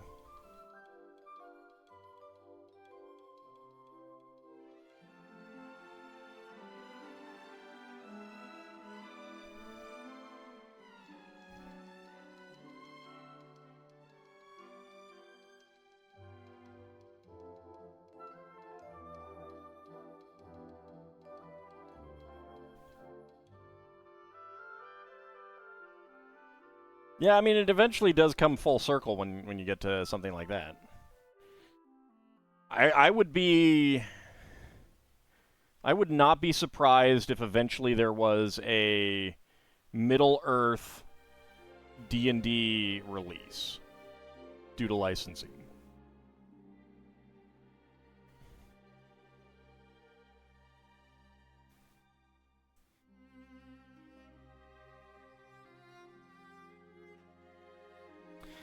Oddly, for all the fantasy in Shadowrun, there are no halflings. I'm not surprised at that. I mean, part of that is to...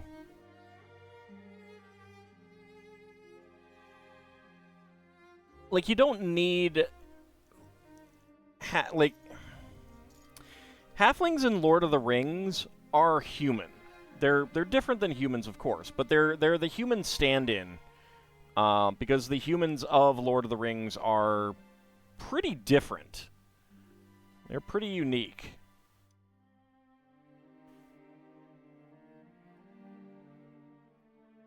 So you don't really need that in Shadowrun because you've got your straight up humans, normal humans.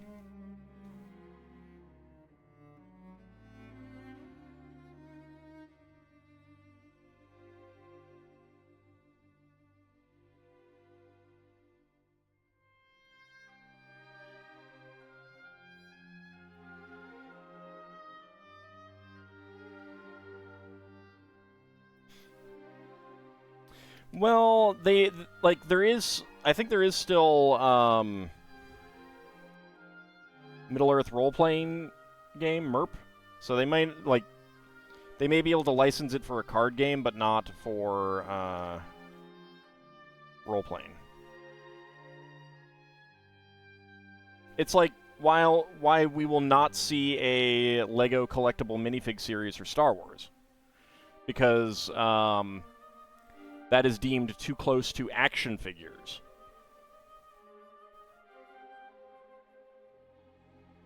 I think it was Gibson who wrote a setting book stating how his world was different from original Cyberpunk. He covered how some technologies were more limited in his setting. Yeah. I mean, and that's also normal. Like, if you were to make a D&D Lord of the Rings setting, you'd have to limit magic more.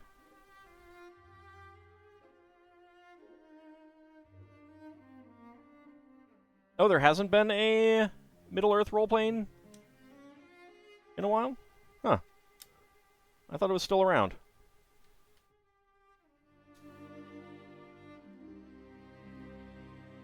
Cubicle 7, the One Ring RPG. Ah, okay. Yeah, so there's already a license for it. They'd have to lose the license. But it's kind of like, you know, again, there's a Lego Star Trek coming out. And that's specifically because Blue Bricks, the German company, lost the license. Well, I mean, the license expired.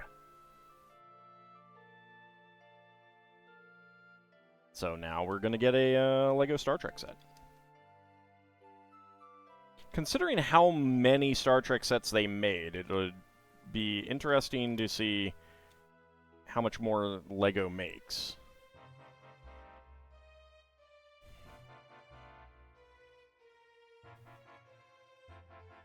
I mean, that was also, like, German only, so that would limit the reach. I don't know if the one set would be, like, make up for all the many sets that Blue Bricks did. Probably explain why you could get your boyfriend a giant DS9 model for 50% off. Yeah. Yeah, because, like, there's going to be... I think it's already passed, but I think there was a point where they could sell them, but they couldn't sell them after a certain point, so it was in their best interest to try and like, sell it all off. What you saved on buying that set, you spend on shipping? Yeah, that's going to happen.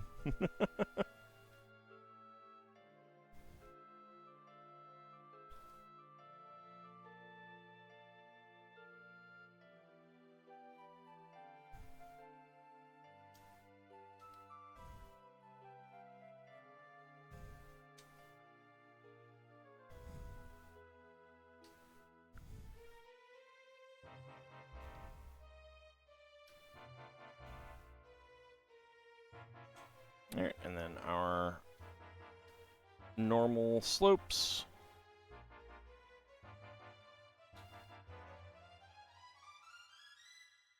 Yeah, so they had to get rid of their inventory, otherwise they'd be stuck with it.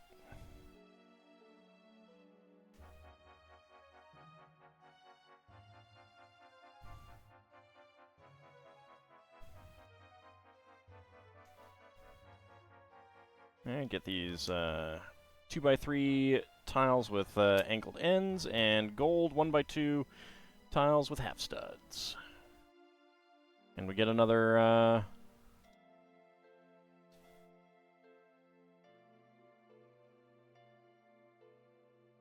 another dome on top. Always love the blue and gold combo. It is pretty nice. It is very, very nice.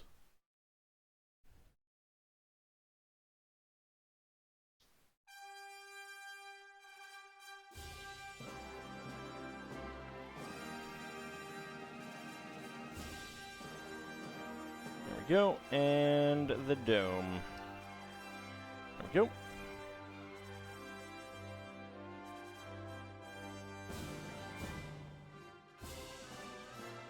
Okay, curly element, right on there. No Mo elements, though. It's terrible. Let alone Shemp elements.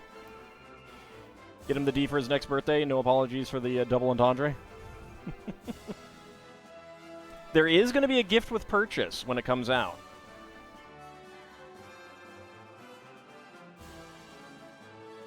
So you might want to consider that for Christmas and get it a little early.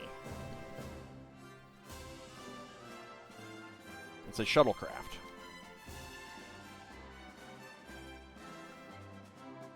There we go. Get those on there.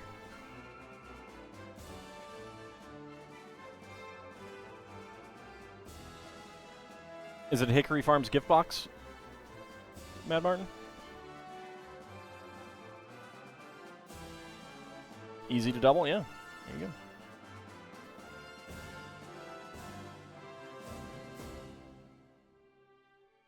Well, it's a he, so no double D, huh?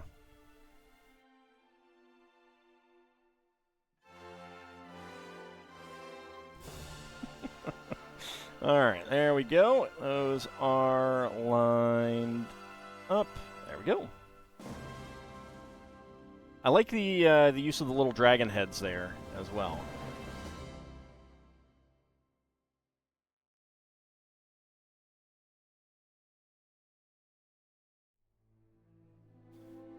Okay, and 1x1 with bar. Get these on here.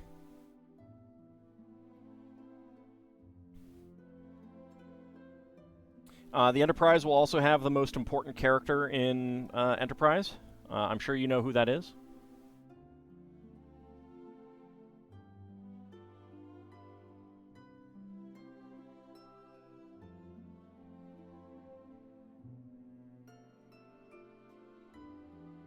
Wesley.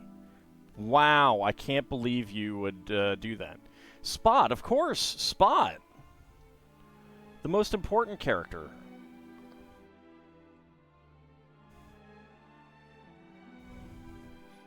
Alright, another pair of curlicues. Which Spot?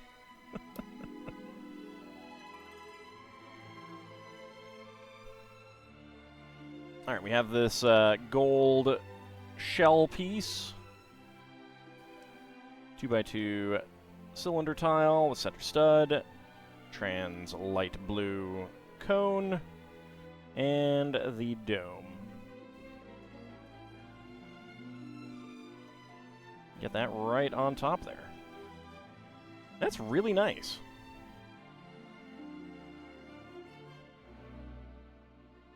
Okay, spare parts. We've got a black friction pin and a gold bar with clip.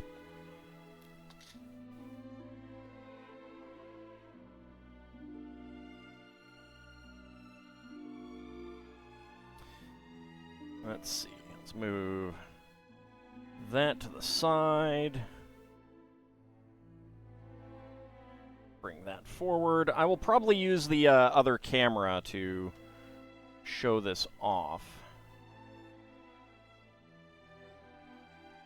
from the front when it is done.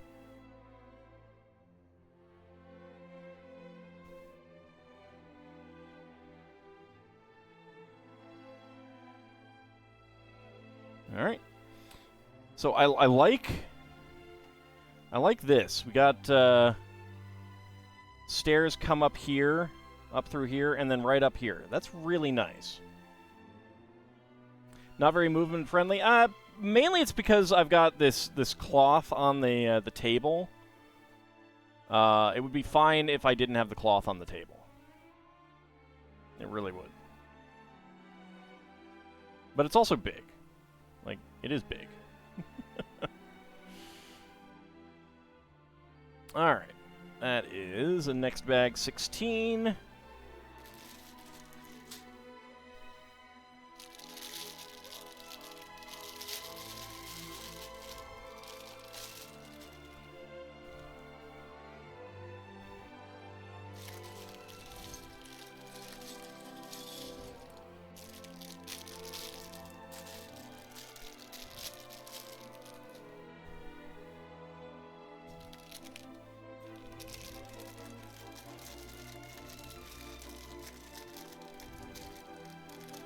I would think that Bahamut's favorite summon would be Bahamut.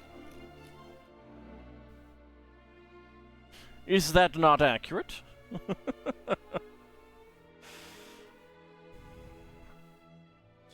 Alright, first up. This is not very camera build friendly. Need to find a 1x2 curved slope.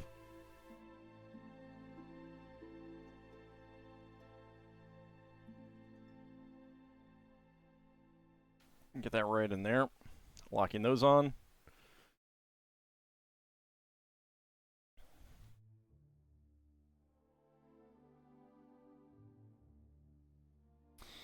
All right.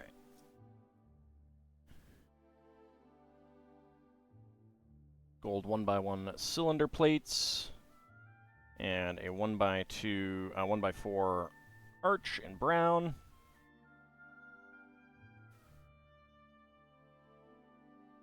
Two by 4 with 2 studs. Also, can I open up the window now that... Yeah. Rain has stopped. Can a deity move through a gate spell? The deity themselves or an avatar? They would generally not themselves move through a gate spell.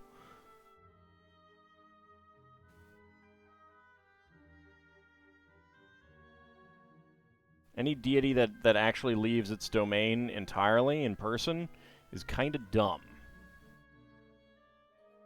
It's asking for being murdered.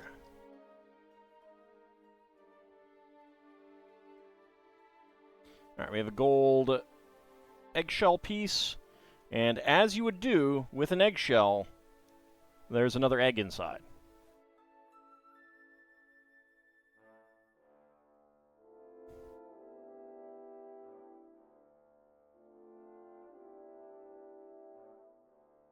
And that goes on the top floor in here. Kind of hard to see on camera. There we go. Right there.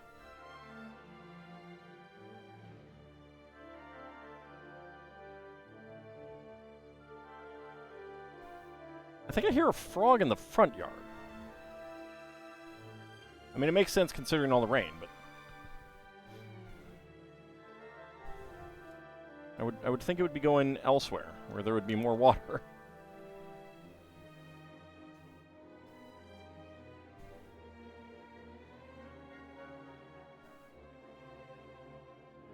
Like, the thing is a deity on their home plane is generally invulnerable. I mean, not even home plane, but in their own realm. A deity in their own realm is basically omnipotent within the confines of their realm. Another deity entering their realm is probably going to get killed. Maybe a greater god entering a demigod's realm is not, but I think that even a greater god entering an intermediate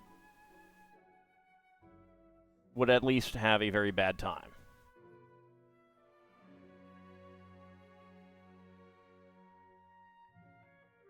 So it's very much not recommended.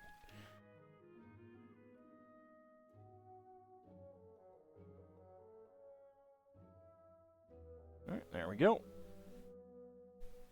So we get that on there. With the neat geode piece.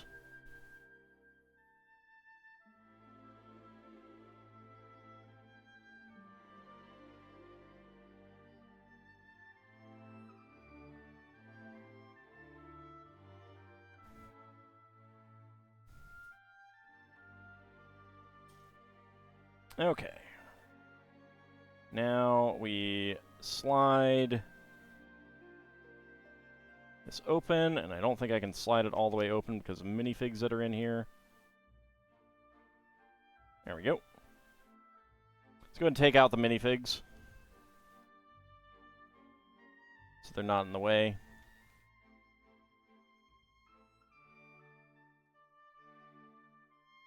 Yeah, I love the geode piece. It's great.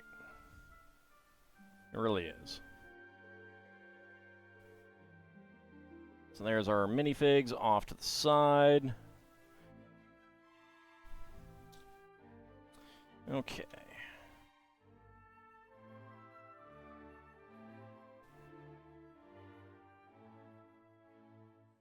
Get that on there.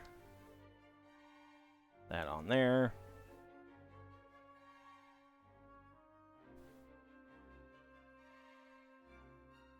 Two by four Technic plate with some side stud pieces here. And the Unikitty horse tails, which they really love using these days, which is great. I applaud them.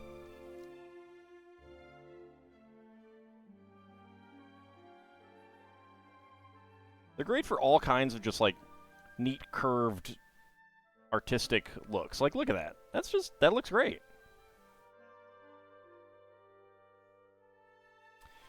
Two by two, a cylinder plate and a friction pin with axle pin. Sticker would of course go on there, and we put that right in there.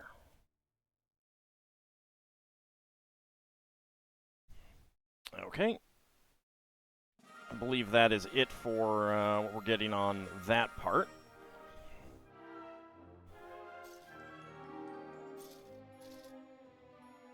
Let's bring our pieces back into frame.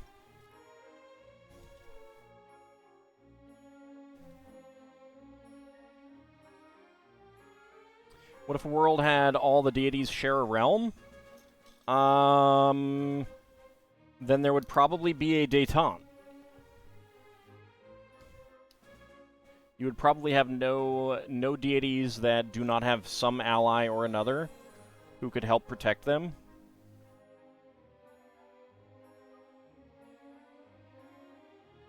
And they would just be at détente.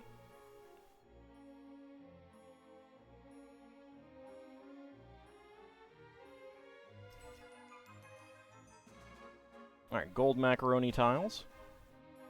Now, the interesting thing about these macaroni bricks that we got, they have these reinforced parts because the old original, like, you could compress it here and that could damage them and stuff like that. But what this does also mean is that you have there's no connection point besides this. You know, and you can't do this. Like, the curve is smooth enough that with the old macaroni bricks, they actually had one set where rather than stack up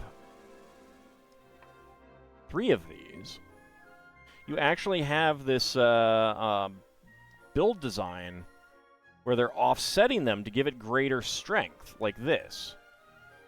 And you're just, like, the second row is just completely offset. And it's a shame that we've lost that. I mean, I get why they did it, but it is still a shame.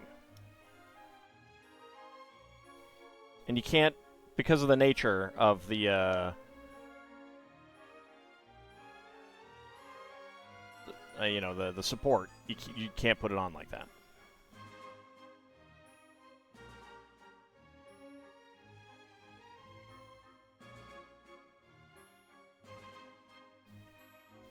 I'll have to dig out some of those. They only made that change like 10,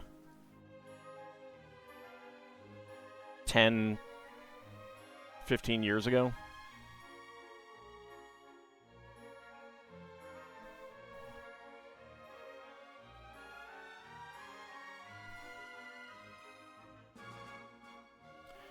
All right, number 3 angle and double 1x2 axle bricks.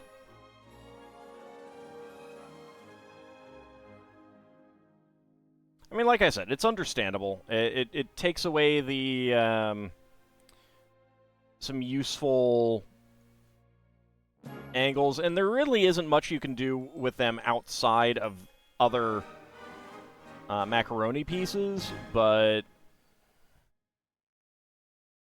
you could certainly use that to rotate a top section. But there are other ways to do that now, too, so.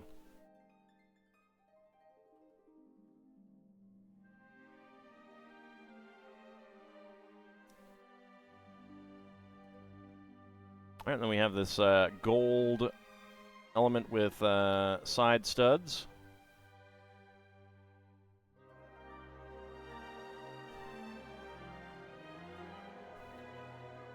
A sticker would go on here on the 2x2 curved slope.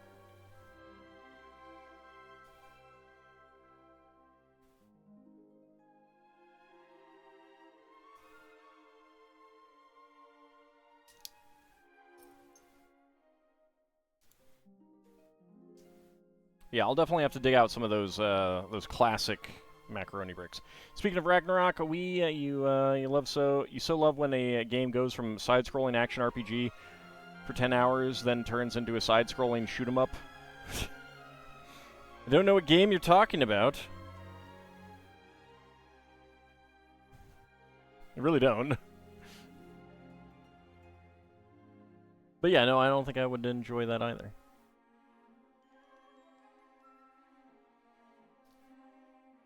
Oh, Odin Sphere. I own that. I have not actually played it.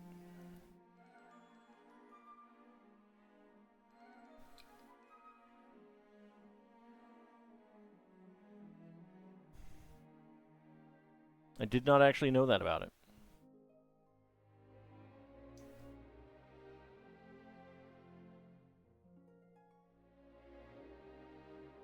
Alright, that gets on there. Playing the PS3 remake of Leafhauser. I didn't even know there was a remake.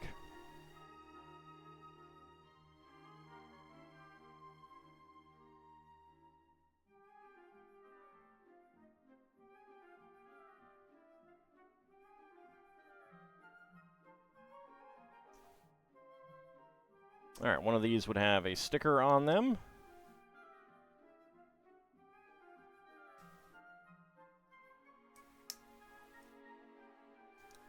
Gives it a nice scale design, though.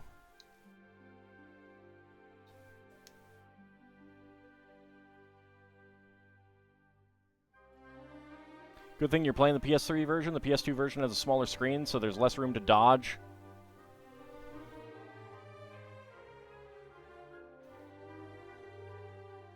Alright, inverted slopes, curved slopes there.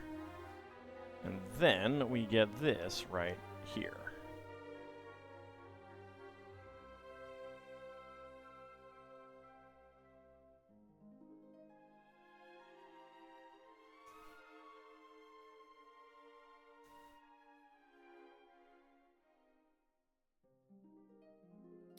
Okay, 2x2 cylinder plate, 2x2 with octagonal bar.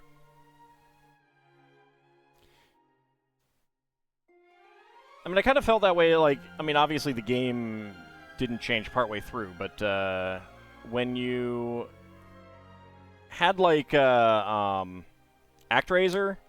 and you're like, hey, this is so much fun. You get an okay platformer and a neat Civ game. I'll go get ActRaiser 2.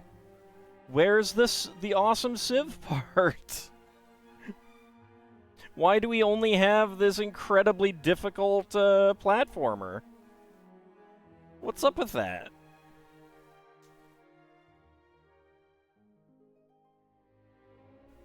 ActRaiser 2 greatest sequel. That's a take. That is a take. That is a take you could have.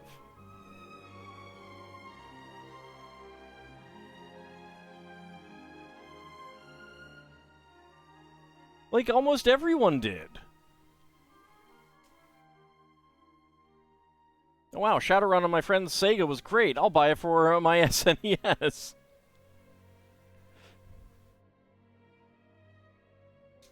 I mean, that at least is just a different game rather than... like, a different game entirely. Get rid of the aspect of the game that's unique. Yeah, it's like... Way to go, guys. Just disappoint us all. I mean, obviously they didn't disappoint everyone, but... And I'm sure there were some people who were like, yay, it's better now. But those people are wrong. You're dead, Armitage. Yeah, see, exactly. You wouldn't have you're dead, Armitage all the time. Like, you know, every time I called him to ask him about anything else, like, you know, how's the weather? You're dead, Armitage. If you, without, the SNES Shadowrun game.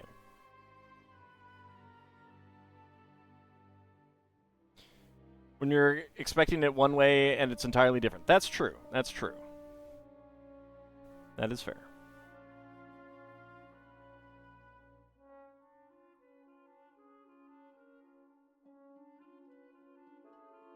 Yeah, I mean, that is true. You do not get to be a PDF airplane in the SNES Shadowrun game.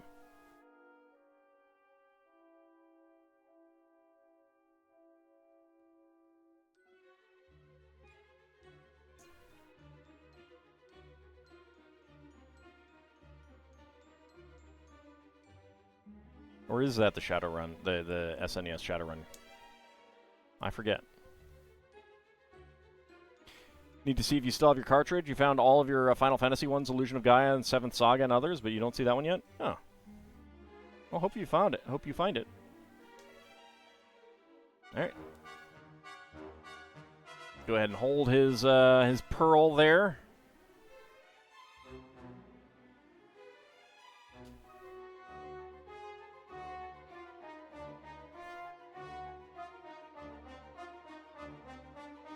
Oh, I'm putting this on before we get the head for it, huh? Alright, fine.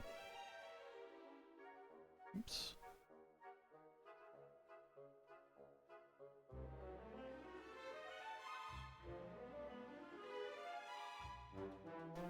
You like Jake Armitage showing up for the tutorial in Shadowrun Returns?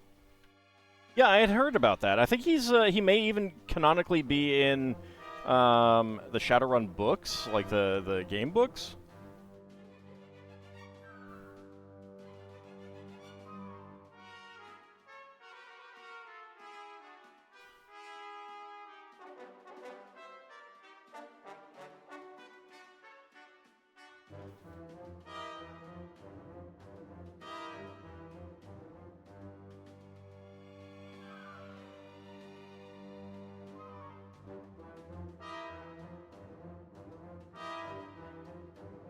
How is this not going on?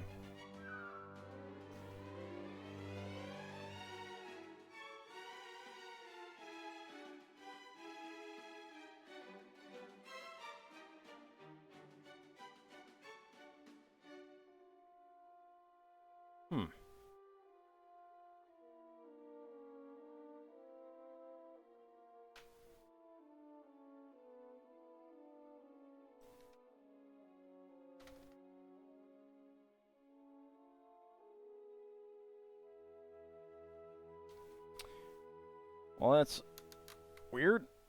Alright, let's see if we can get this whole thing. No. I slip this inside here. I want to pop the whole turntable off.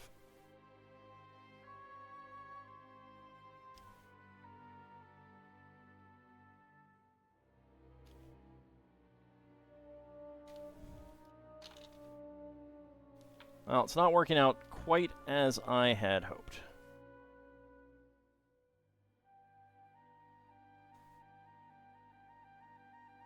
Come on.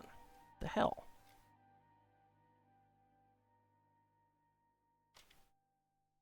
There we go.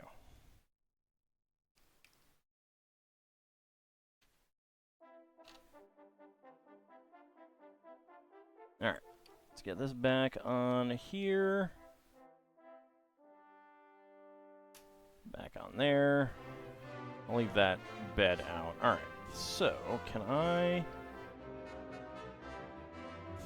That does... Okay, that goes in there now. I do not know why that was giving me so much trouble before. Very weird.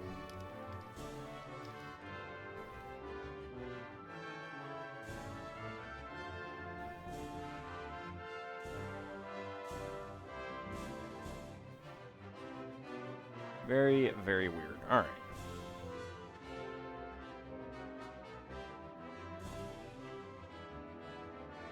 There we go. We got the dragon peeking up there.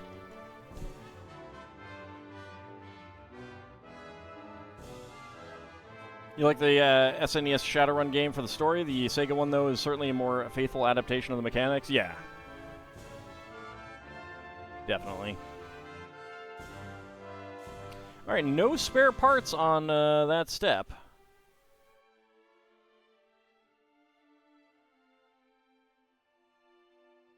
Let's go ahead and get the final bag, bag 18, out.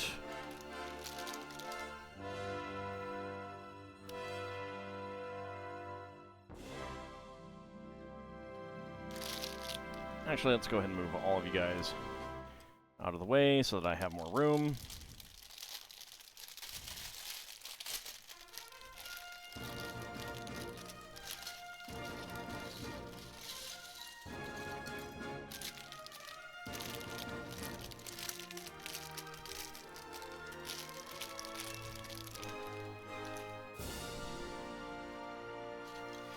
Okay, 6x6, we got lots and lots of red half-cylinder panels,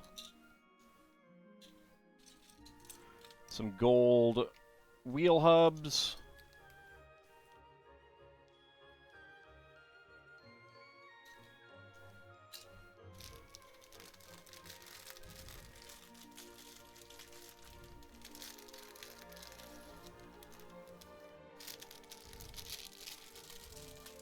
and then we'll make our Monkey King minifig.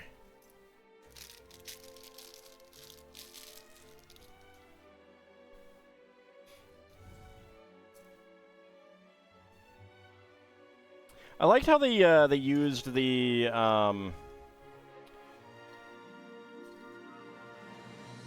collectible minifig series to kind of like test the waters. All right, where is his tail? There's his tail. There's his face.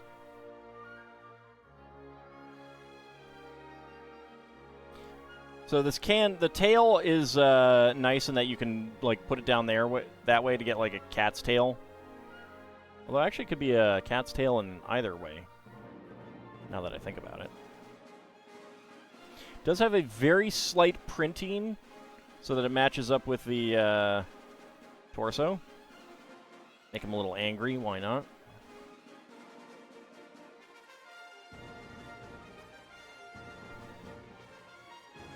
And a regular wooden staff.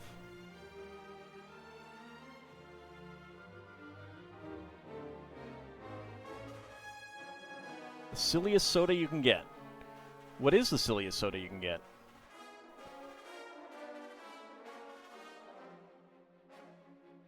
All right, there is the Monkey King himself.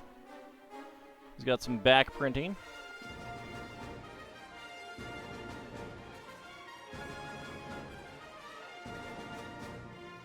Very interesting minifig and hairpiece. He's angry because someone called it breakfast soup. No, that wouldn't make him angry. Define silly in the soda context. You're the one that said it. I don't know. What do you consider silly? You're the one bringing silly soda to people. I need you to define it.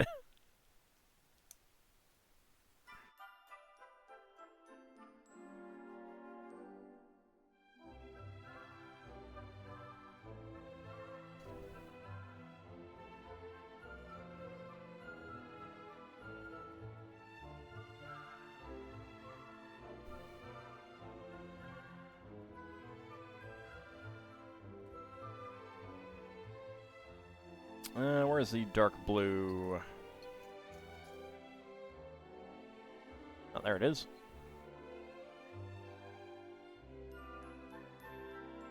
And gray bracket on the front.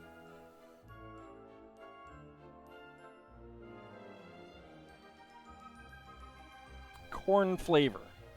I mean, most sodas don't taste like corn from high fructose corn syrup.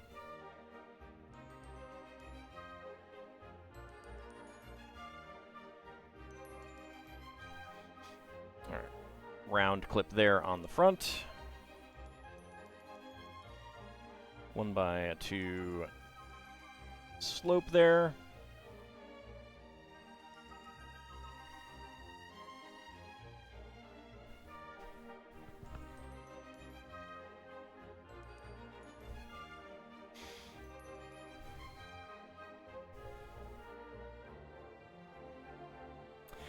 My mother had a funny story. I think her grandfather, or it might have been her father, before she was born, was living in Arizona, and they were so excited and happy when they made Arizona the 48th state that they went out and got a flag right away, a U.S. flag, and then they made Alaska and Hawaii the 49th and 50th, like, right away after it.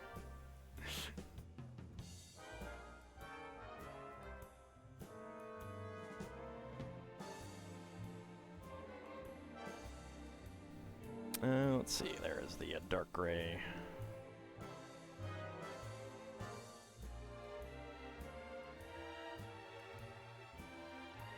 Surprised they aren't using, like, gray or dark gray. Yeah, they make these in dark gray.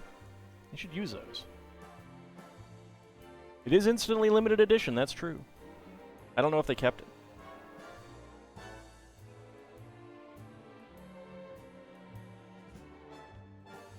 I mean, obviously not until today. That is for sure. Because we don't have it. And I don't think anyone else in the family does either.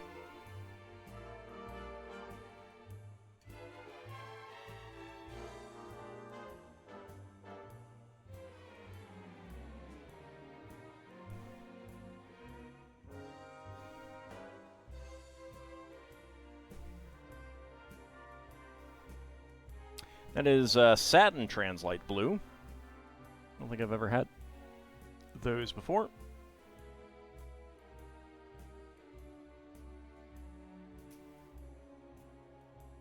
Oh, I totally believe there's a corn-flavored soda. But it is pretty corny.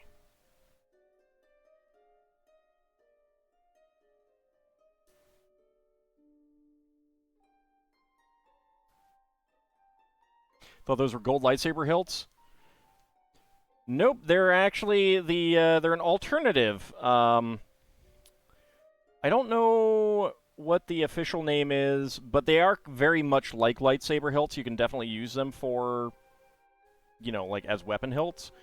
But they came out with the well, I think the Monkie Kid, the Monkey King collectible minifig had regular gold lightsaber hilts, but they made these for the for this particular line, the Monkey Kid line, so that they're not using just lightsaber hilts for the staff. Lightsaber hilts are. Let me see if I have any available to show. I do.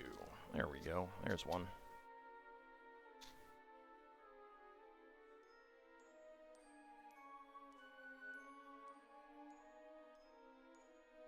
So they're shorter and they're not even. Let me go ahead and zoom in on this. So they're shorter, and you've got like these ridges here and the little flanges here, whereas this is you know, symmetrical on either side. And it's longer. That actually gives you more things that you can do with it. Oops. Toss that back. For one thing, I don't think that I have a... Doesn't look like we have a double clip piece. But you can see, like, given their shape, I believe this is exactly 2 bricks wide.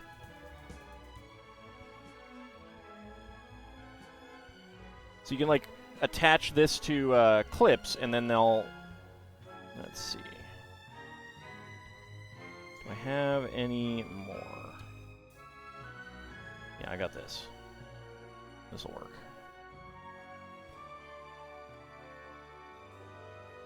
Oh yeah, this is the last bag. So yeah, exactly 2 bricks wide.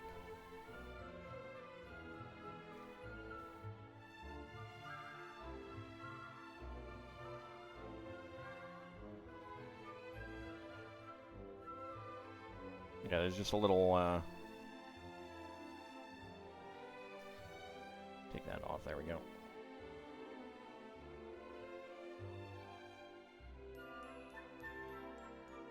Yeah, so you could do stuff like this. And then attach this to clips for a hinge, that kind of thing. So, definitely different versatility on that part.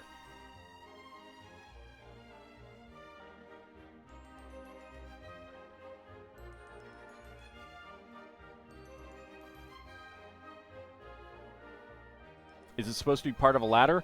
No, it's basically just an alternative hilt design.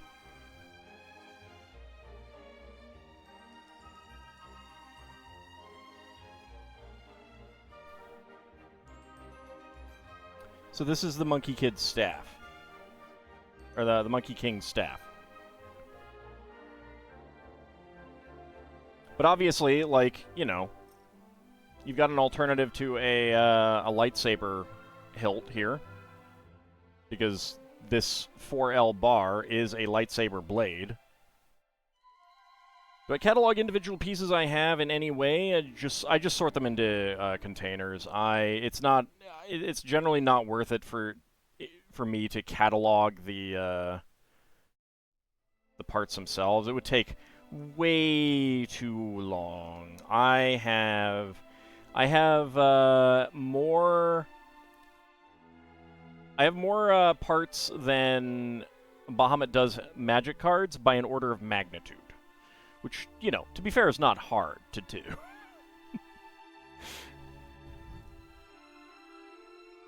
Just saying, it's an order of magnitude.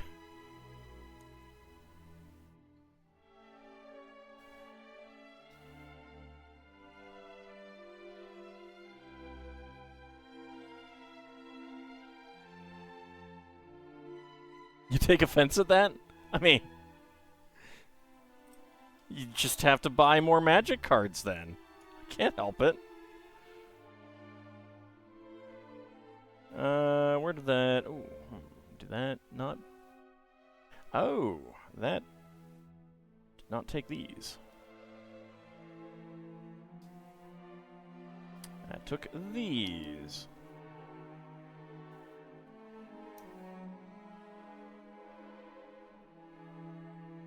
There you go, dragons comparing hordes. Exactly.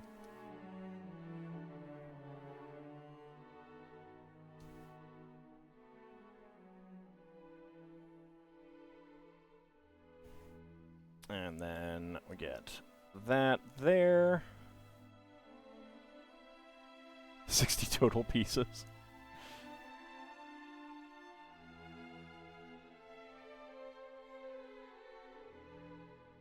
I don't have the money for Magic cards. I mean, it's one of the reasons I'm not into Magic cards.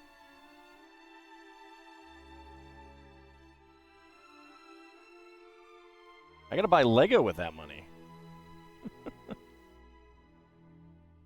Altord is undoubtedly heavier too.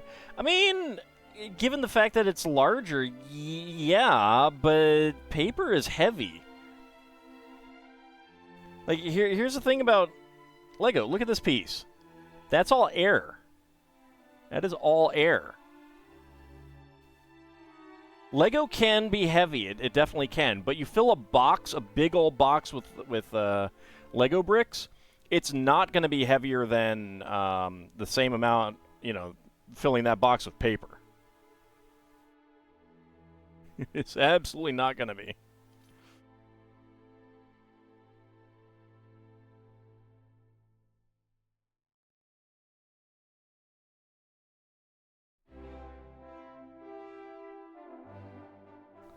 I mean, look at Lego. Lego isn't exactly cheap either. I think it's a good deal.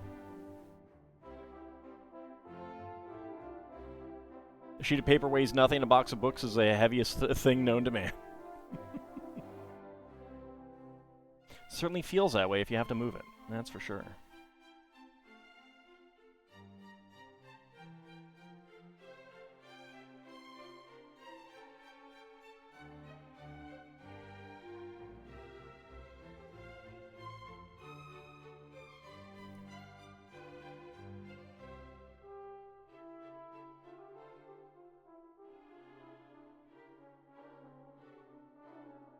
Right, I did caveat that. And I have been collecting Lego for a little bit longer. A smidge. A skosh. A tinch. A slight bit.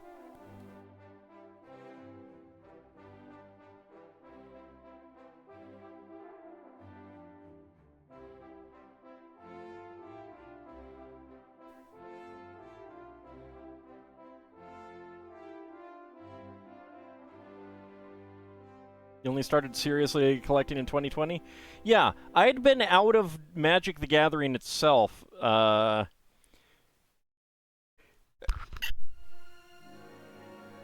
I had to sneeze. I'm apparently allergic to talking about Magic. Since 1997. Go to your largest scales and weigh the collections.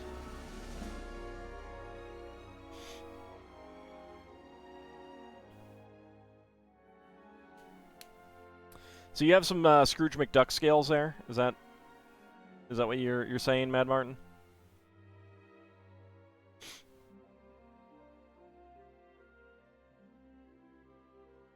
Like when he and Glomgold compared their things, more Monty Python scales. I don't know. I prefer to think of the Scrooge McDuck and Glomgold competition. I think that's more appropriate. And then I will overload the scale, and all of Bahamut's cards will slip on over to my side.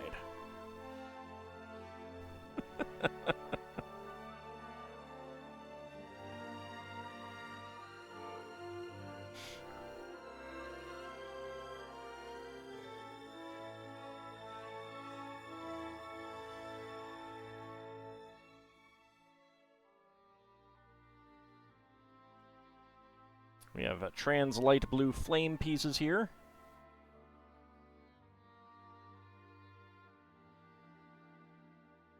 You would Mega Flare me? I mean, Scrooge didn't try. That's just what happened because his money was so much weightier than Glomgold's.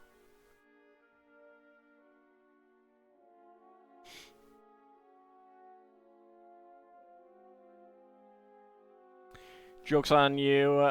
Joke's on me. You've rigged the scales because Bahamut is #1 and gives you jars of brains. That's okay. I de-rigged it. It's fine.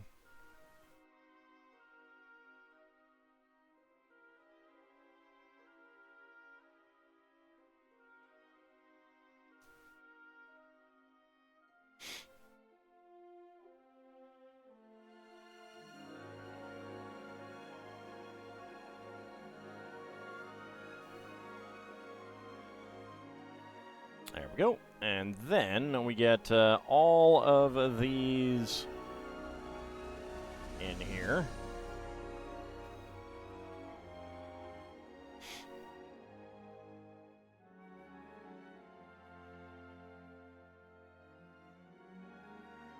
You must be cheating. I cheated and he still won. Who does that sound like?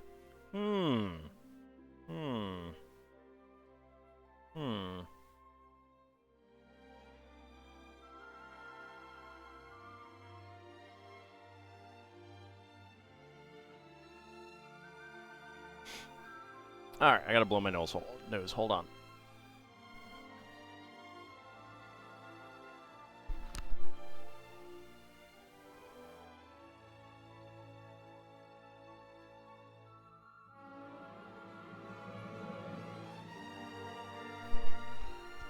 There we go. That sneeze.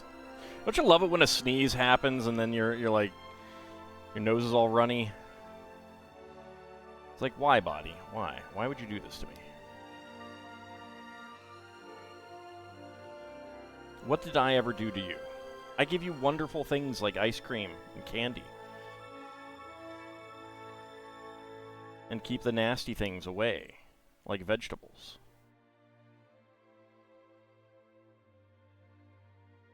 And this is what you do to me.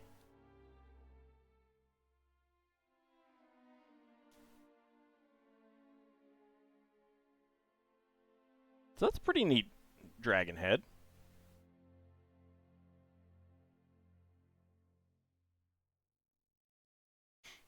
It can walk around on its little spider legs, see? It's actually a head from the thing.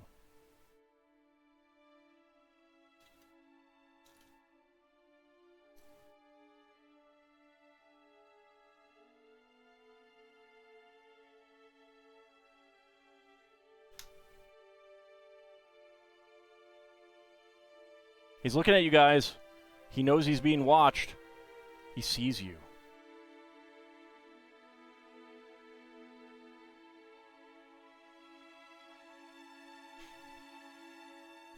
It's like you lay down for sleep and then the body demands to use the restroom. And I know, all you did was give it water, which it claims it needs.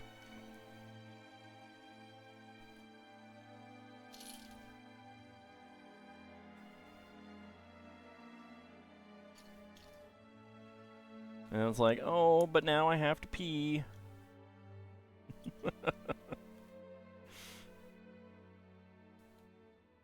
Alright, let's see. 1x3 red tiles.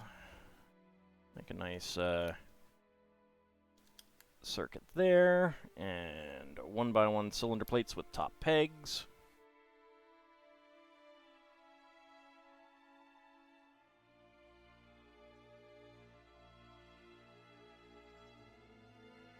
There we go. Next up. Gray. Dark gray 1x4. Bacon cheese fries or onion rings? I have not had onion rings in forever, and I've never had bacon cheese fries, so...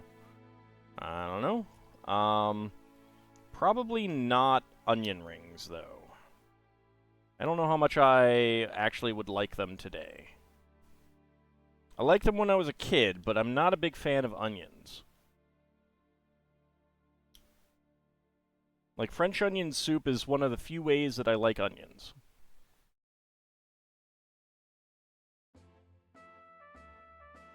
If they're caramelized beyond all recognition... Unlikes and disubscribes. But where would you get the joy? Where would you get the hate watch joy?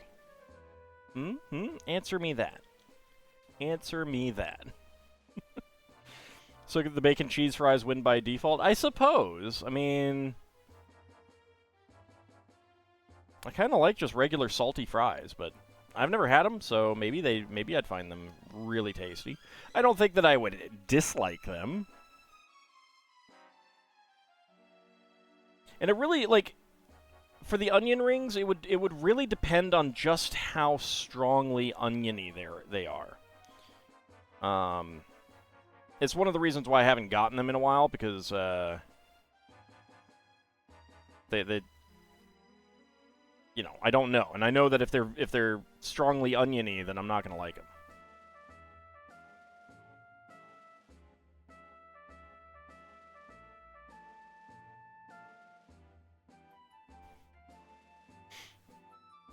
What about onion rings covered in a light coating of cheese and crispy bacon chunks? I mean, maybe? Again, depends on how strong the onion is.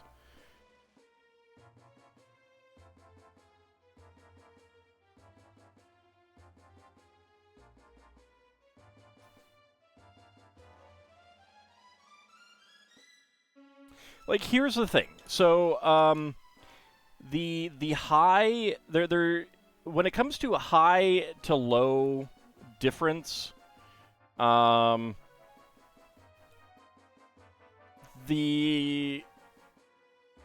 food for me that has that highest gulf between the expectation and the reality is specifically because of onion.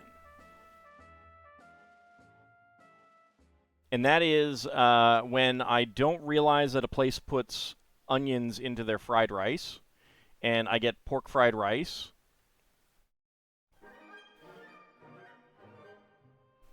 And so I get it with onions, and that is the like, that is just a huge gulf between expectation and reality.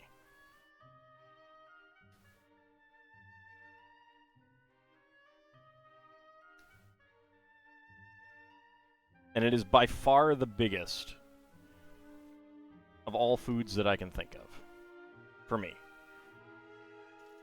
Like, and that's specifically the expectation, because obviously, like, I hate pickles more, but I don't expect to like anything, like, you know, I don't have a high expectation of it. And I don't have such a high love of burgers that if I got a burger and it didn't realize that it was going to have an onion in it, onions and rice, something you couldn't do. See, whereas, like, my family tends to like it, so...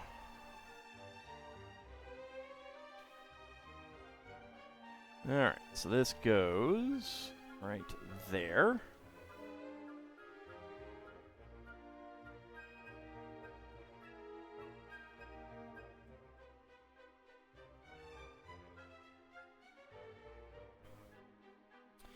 And then we hide the Monkey King's staff right in here. I mean, garlic's great.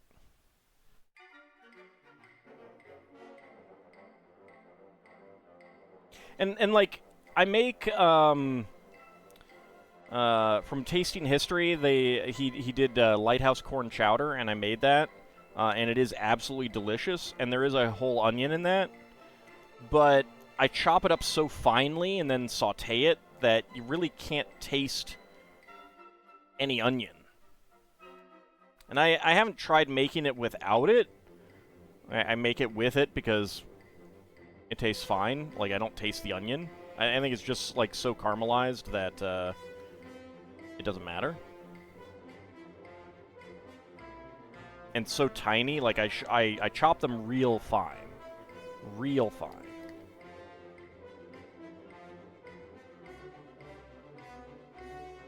Probably wouldn't mind green onions then. I don't know. I probably would, actually.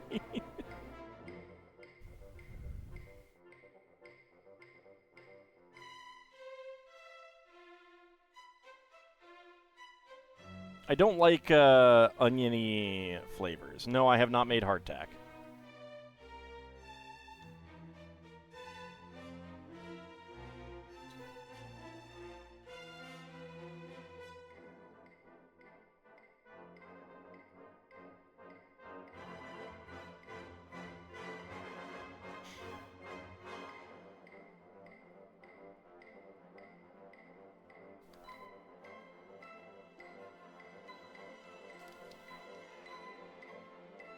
Alright, some red macaroni on there.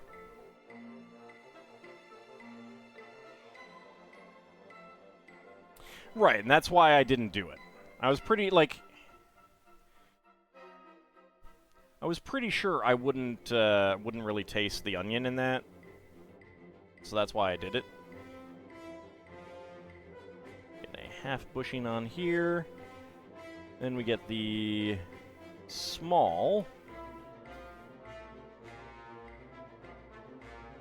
Okay, we get 3 small gold hubs.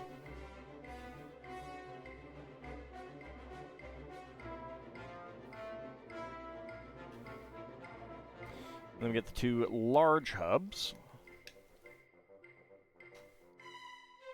We knock that over.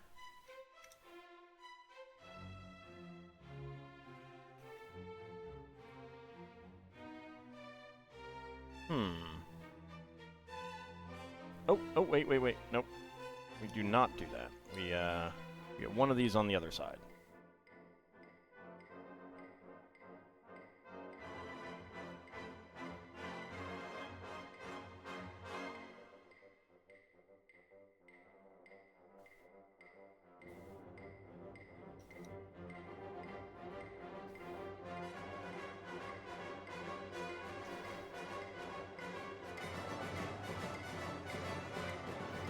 There we go. An onion across a gallon of soup is different from a few fresh slices on your burger. Yeah, very, very, very much so. And then on that, we get that. And put that right in here. Alright.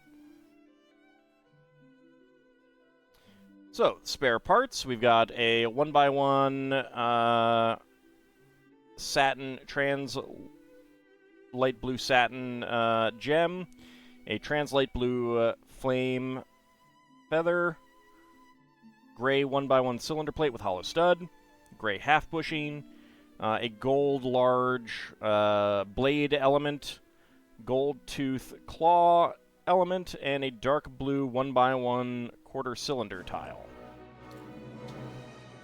And again, like, you know, an onion across a gallon of soup where you've left them as big slices, big difference between that and a little tiny, you know, little tiny slices, diced bits of tomato.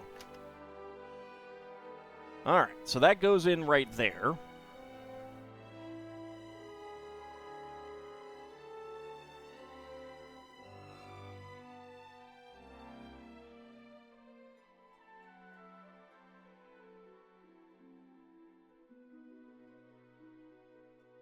Okay.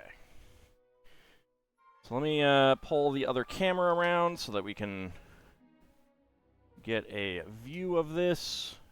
So you're going to see nothing for a moment because I need to see what we can see.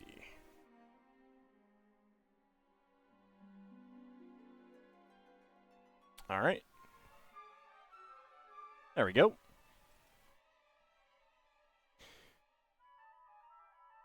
Dad guessed no French onion soup for Ald. I literally just said, like, 5-10 minutes ago that French onion soup is an exception, and I absolutely love French onion soup.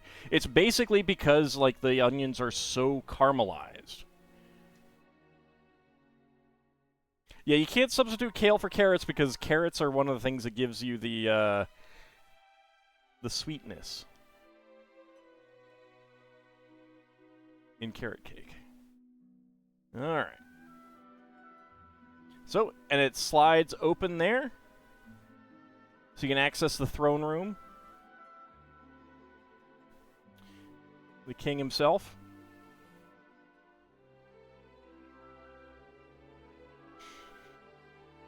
And we got the other, we got the Monkie Kid.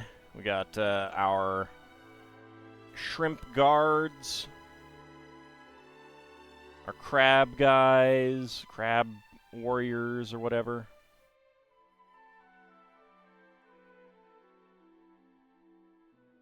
The turtle general or something. The Monkey King. The imprisoned skeleton.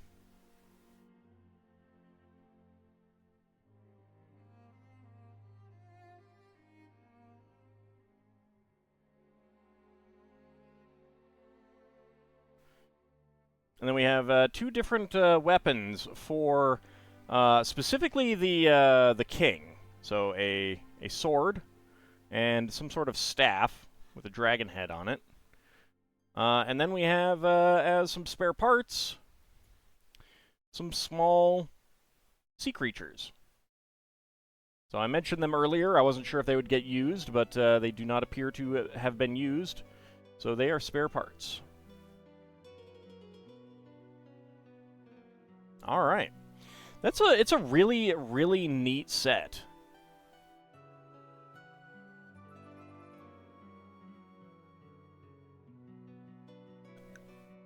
I love how they get the undersea feel for it. You got all of these, like the fish swimming around, the crab, coral. The colors are great, yeah. The colors in the set are fun. The blue and gold with white and teal. A little bit of this lavender shade as well.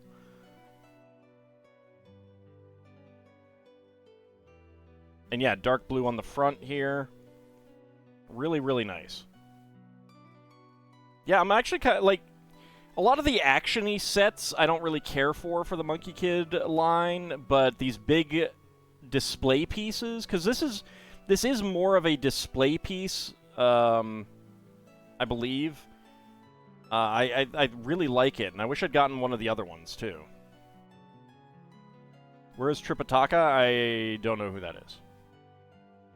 And you can remove the big Monkey King staff and knock the small one. I think the idea is that it shrinks down. Cause it to fall down there. There we go. And you get the regular one. Because the story of this is him getting the staff.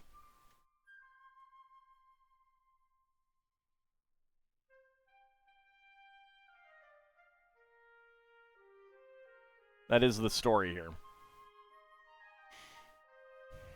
Yeah, I haven't read Journey to the West.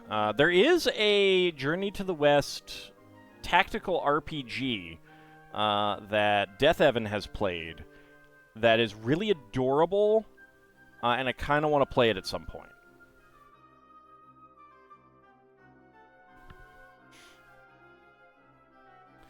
So yeah, this is a really nice set. I'm definitely going to be sad to see the Monkey Kid line end if it truly is ending. There aren't any for next year, but they may have just like saturated the market and they're taking a year hiatus. I don't know. But they're really nice sets.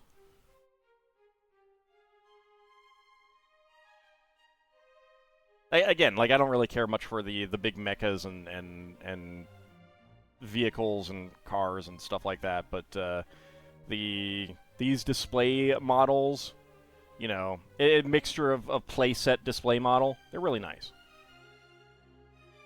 All right, but let's go ahead and switch back over to the other camera so that we can do our minifigs for the night.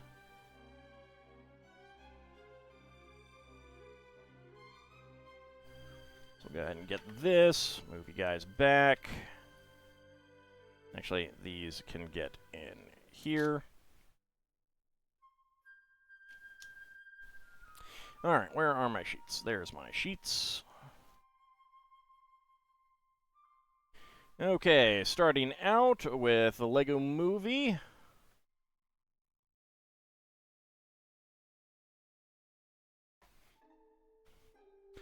And there's like 3 of these that we need to get still. And we have not gotten yet. Alright, so D6.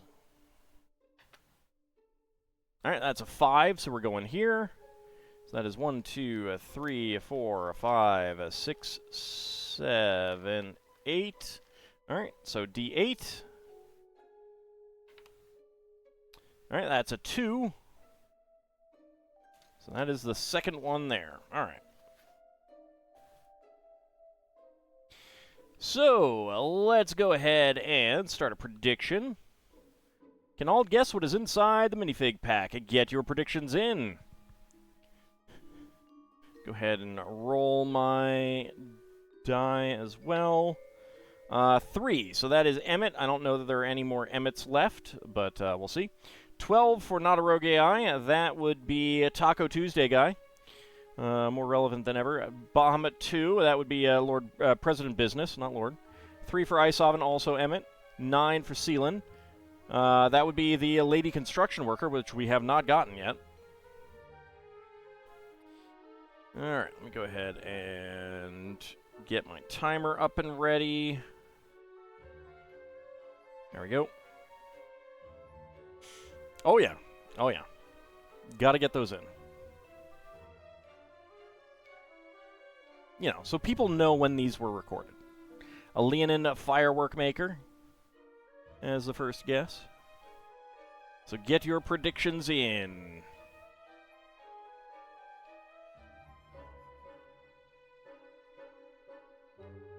No, don't go to sleep on me, phone. All right, got about 40 seconds remaining. I do really like these headpieces. I may make a Blib Dual Pulp minifig at some point. A Goblin Gate Guard. I'm going for that alliteration there, huh? What kind of gate is he guarding? Minotaur Palace Guard. Taking Lel Bunny's place there. Get the butter and tongs. Wow, you want to eat Blib Dual Pulp? Whew. All right, that's a spicy take. All right. All right. Okay, predictions are just about closed. And they are now closed, so go. All right, let's see what we got. What do we have? That is okay. 8.68. We have Lincoln.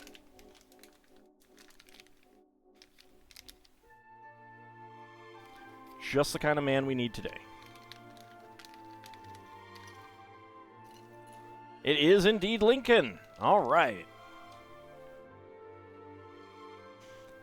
The second set had a post-apocalyptic Lincoln. So there we go. Let's mark that down. Not Abe Blinken, no. Oh yeah, I need to actually choose the outcome. That would help within 20 seconds. Complete that prediction. Who is getting the hams? Bahamut, Seelan, Kinshir, and Lord Canis getting all of the hams. Very nice. Very, very, very nice payout there. Mad Martin doing a big old drop on 20 to 50. Ab Cody and Isovan also going for that. Shield of Hope going for 50 to 60, and no one going for no.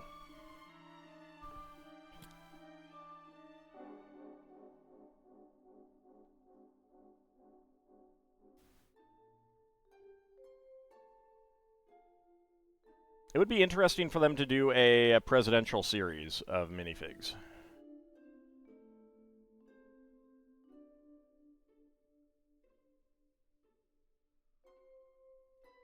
Oh, there is Abe Lincoln. It was a pretty good payout. That was a pretty good payout. All right, so that is that set down. Next up, Series 13.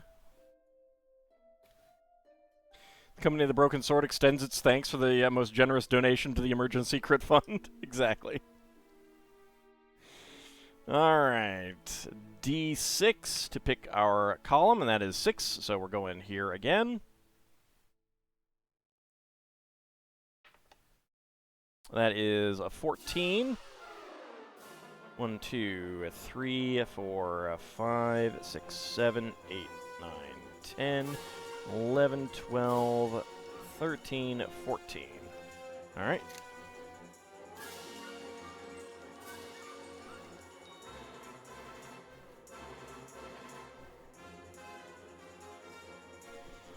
Okay, so let's start our prediction. Can all guess what is inside the minifig pack? Get your predictions in while I put my boxes away.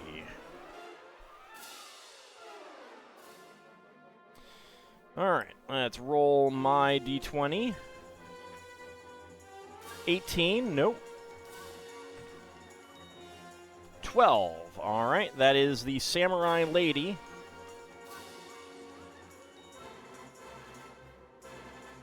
And let's see, 8 for Seelan, that would be the Egyptian warrior. 11 for Isovan, that would be the fencer. 3 for Bahamut, that would be the unicorn. So go ahead and get your predictions in. Can I guess what is inside the minifig pack? You want the fencer person? It's a pretty nice. I like the fencing helmet. They also have like a kendo helmet as well, which is pretty neat. I do like that as well. Like I see this kind of thing, and I'm like, just make an Olympics minifig set sometime. Wouldn't a presidential series need 2 Grover Clevelands? Why 2 Grover Clevelands?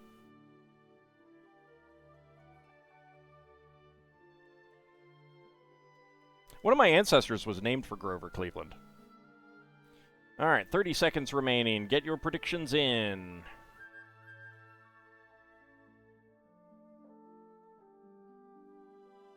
A goblin gardener.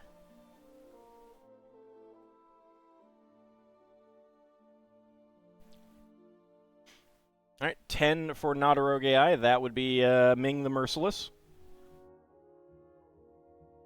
Alright, just a few seconds remaining. Get your predictions in. Okay. And predictions are closed. And go. There was a guy named Salmon P. Chase, and he knew his name was ridiculous. And we have figured out who is responsible. At 10.6, we got Hot Dog Guy. We're all just trying to figure out who's responsible, and we found him.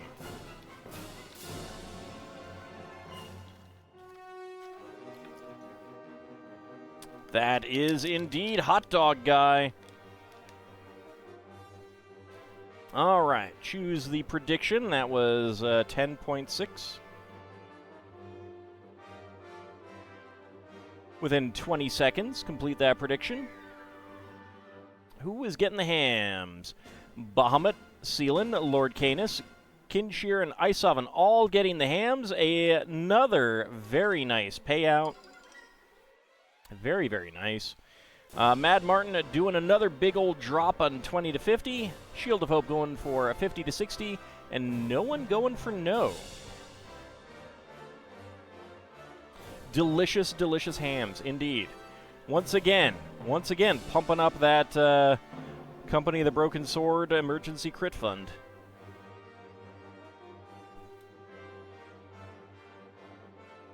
Why was it a hot dog guy? You don't know the scene that meme references? Because he was apparently responsible for it. I haven't seen the scene itself in its entirety. I got a description of it at some point. I will say that I am disappointed by the plainness of the torso, but it's a great hot dog guy.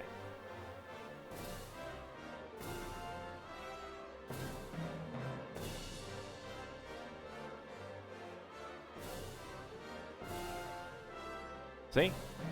We're all just trying to find out who's responsible.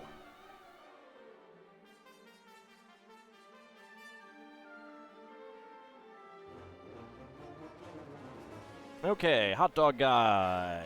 Perfect. All right, and finally, we've got a series of 27.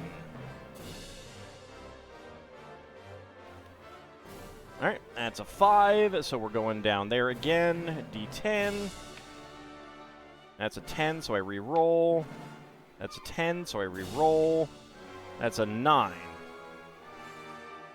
So we're going for the very last one, and that is going to be the last one that we put in, because we have gone through all of them at this point. There we go. Okay. So, let's start a prediction. Can all guess what is inside the minifig box? Get your predictions in. Let me get my scale out.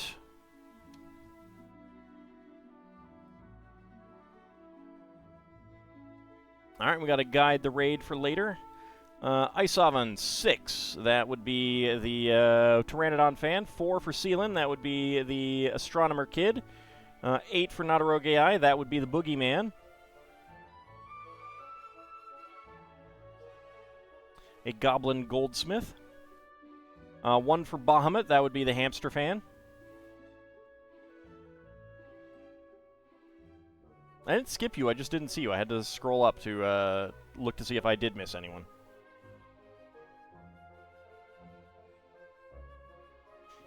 It happens.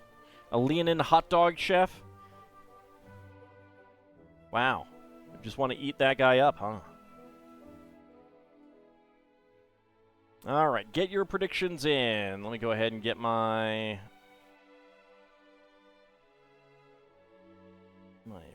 app up to scan it.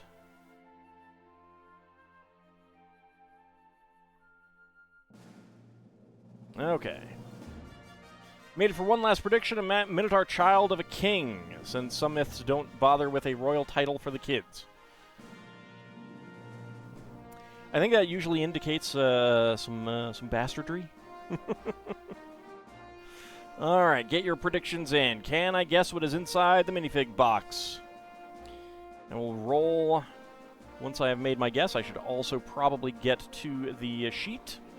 There we go.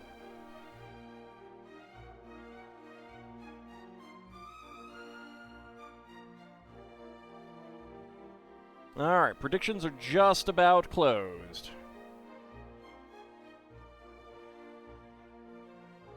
Alright, predictions are closed. Let's go ahead and give it a good old shake.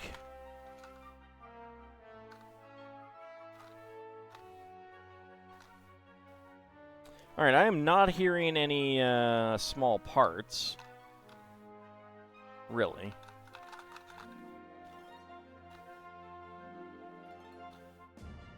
Okay, so my guess is actually going to be the Pteranodon fan. Howdy, Elil, how's it going? Let's go ahead and roll the D12. 6. I'm going to roll again, because I don't want the die and the guess to be the same. 10. Alright, so that is the Pirate Quartermaster. Let's go ahead and weigh it. 16.87. Alright, we do not have any other 16s, so that's got to be the Pteranodon fan. Alright, so the weight is also the Pteranodon fan. That would have been actually kind of amazing. The weight, the die roll, and the guess, all Pteranodon fan. And it is the Pterodactyl costume fan. So that is a correct guess.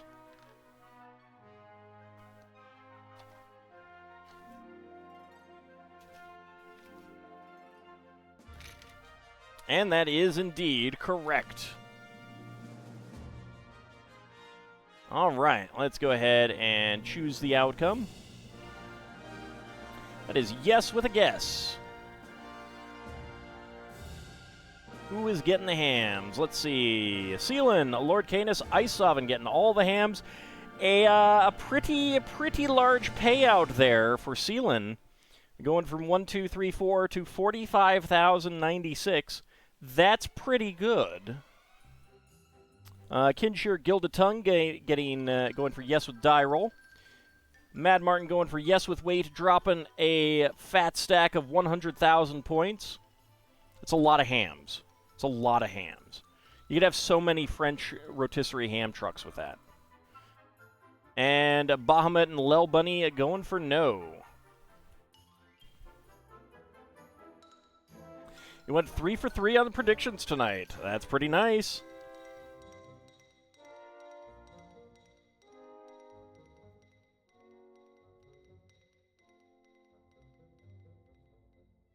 Oh, let's give her a little wicked grin there. Commits ham-based heresies. You monster. So there is our pterodactyl fan. I like that they keep doing these dinosaur costumes though. That's pretty cute. They are pretty adorable. Let's go ahead and mark that one down. There we go. All right, and that is going to wrap us up for the evening. We still have to get the plushie fan and the boogeyman. Those are the last 2 minifigs to get. So let's go ahead and get a raid queued up. We had a guide the raid. Phenomenon, let's go ahead and queue that up.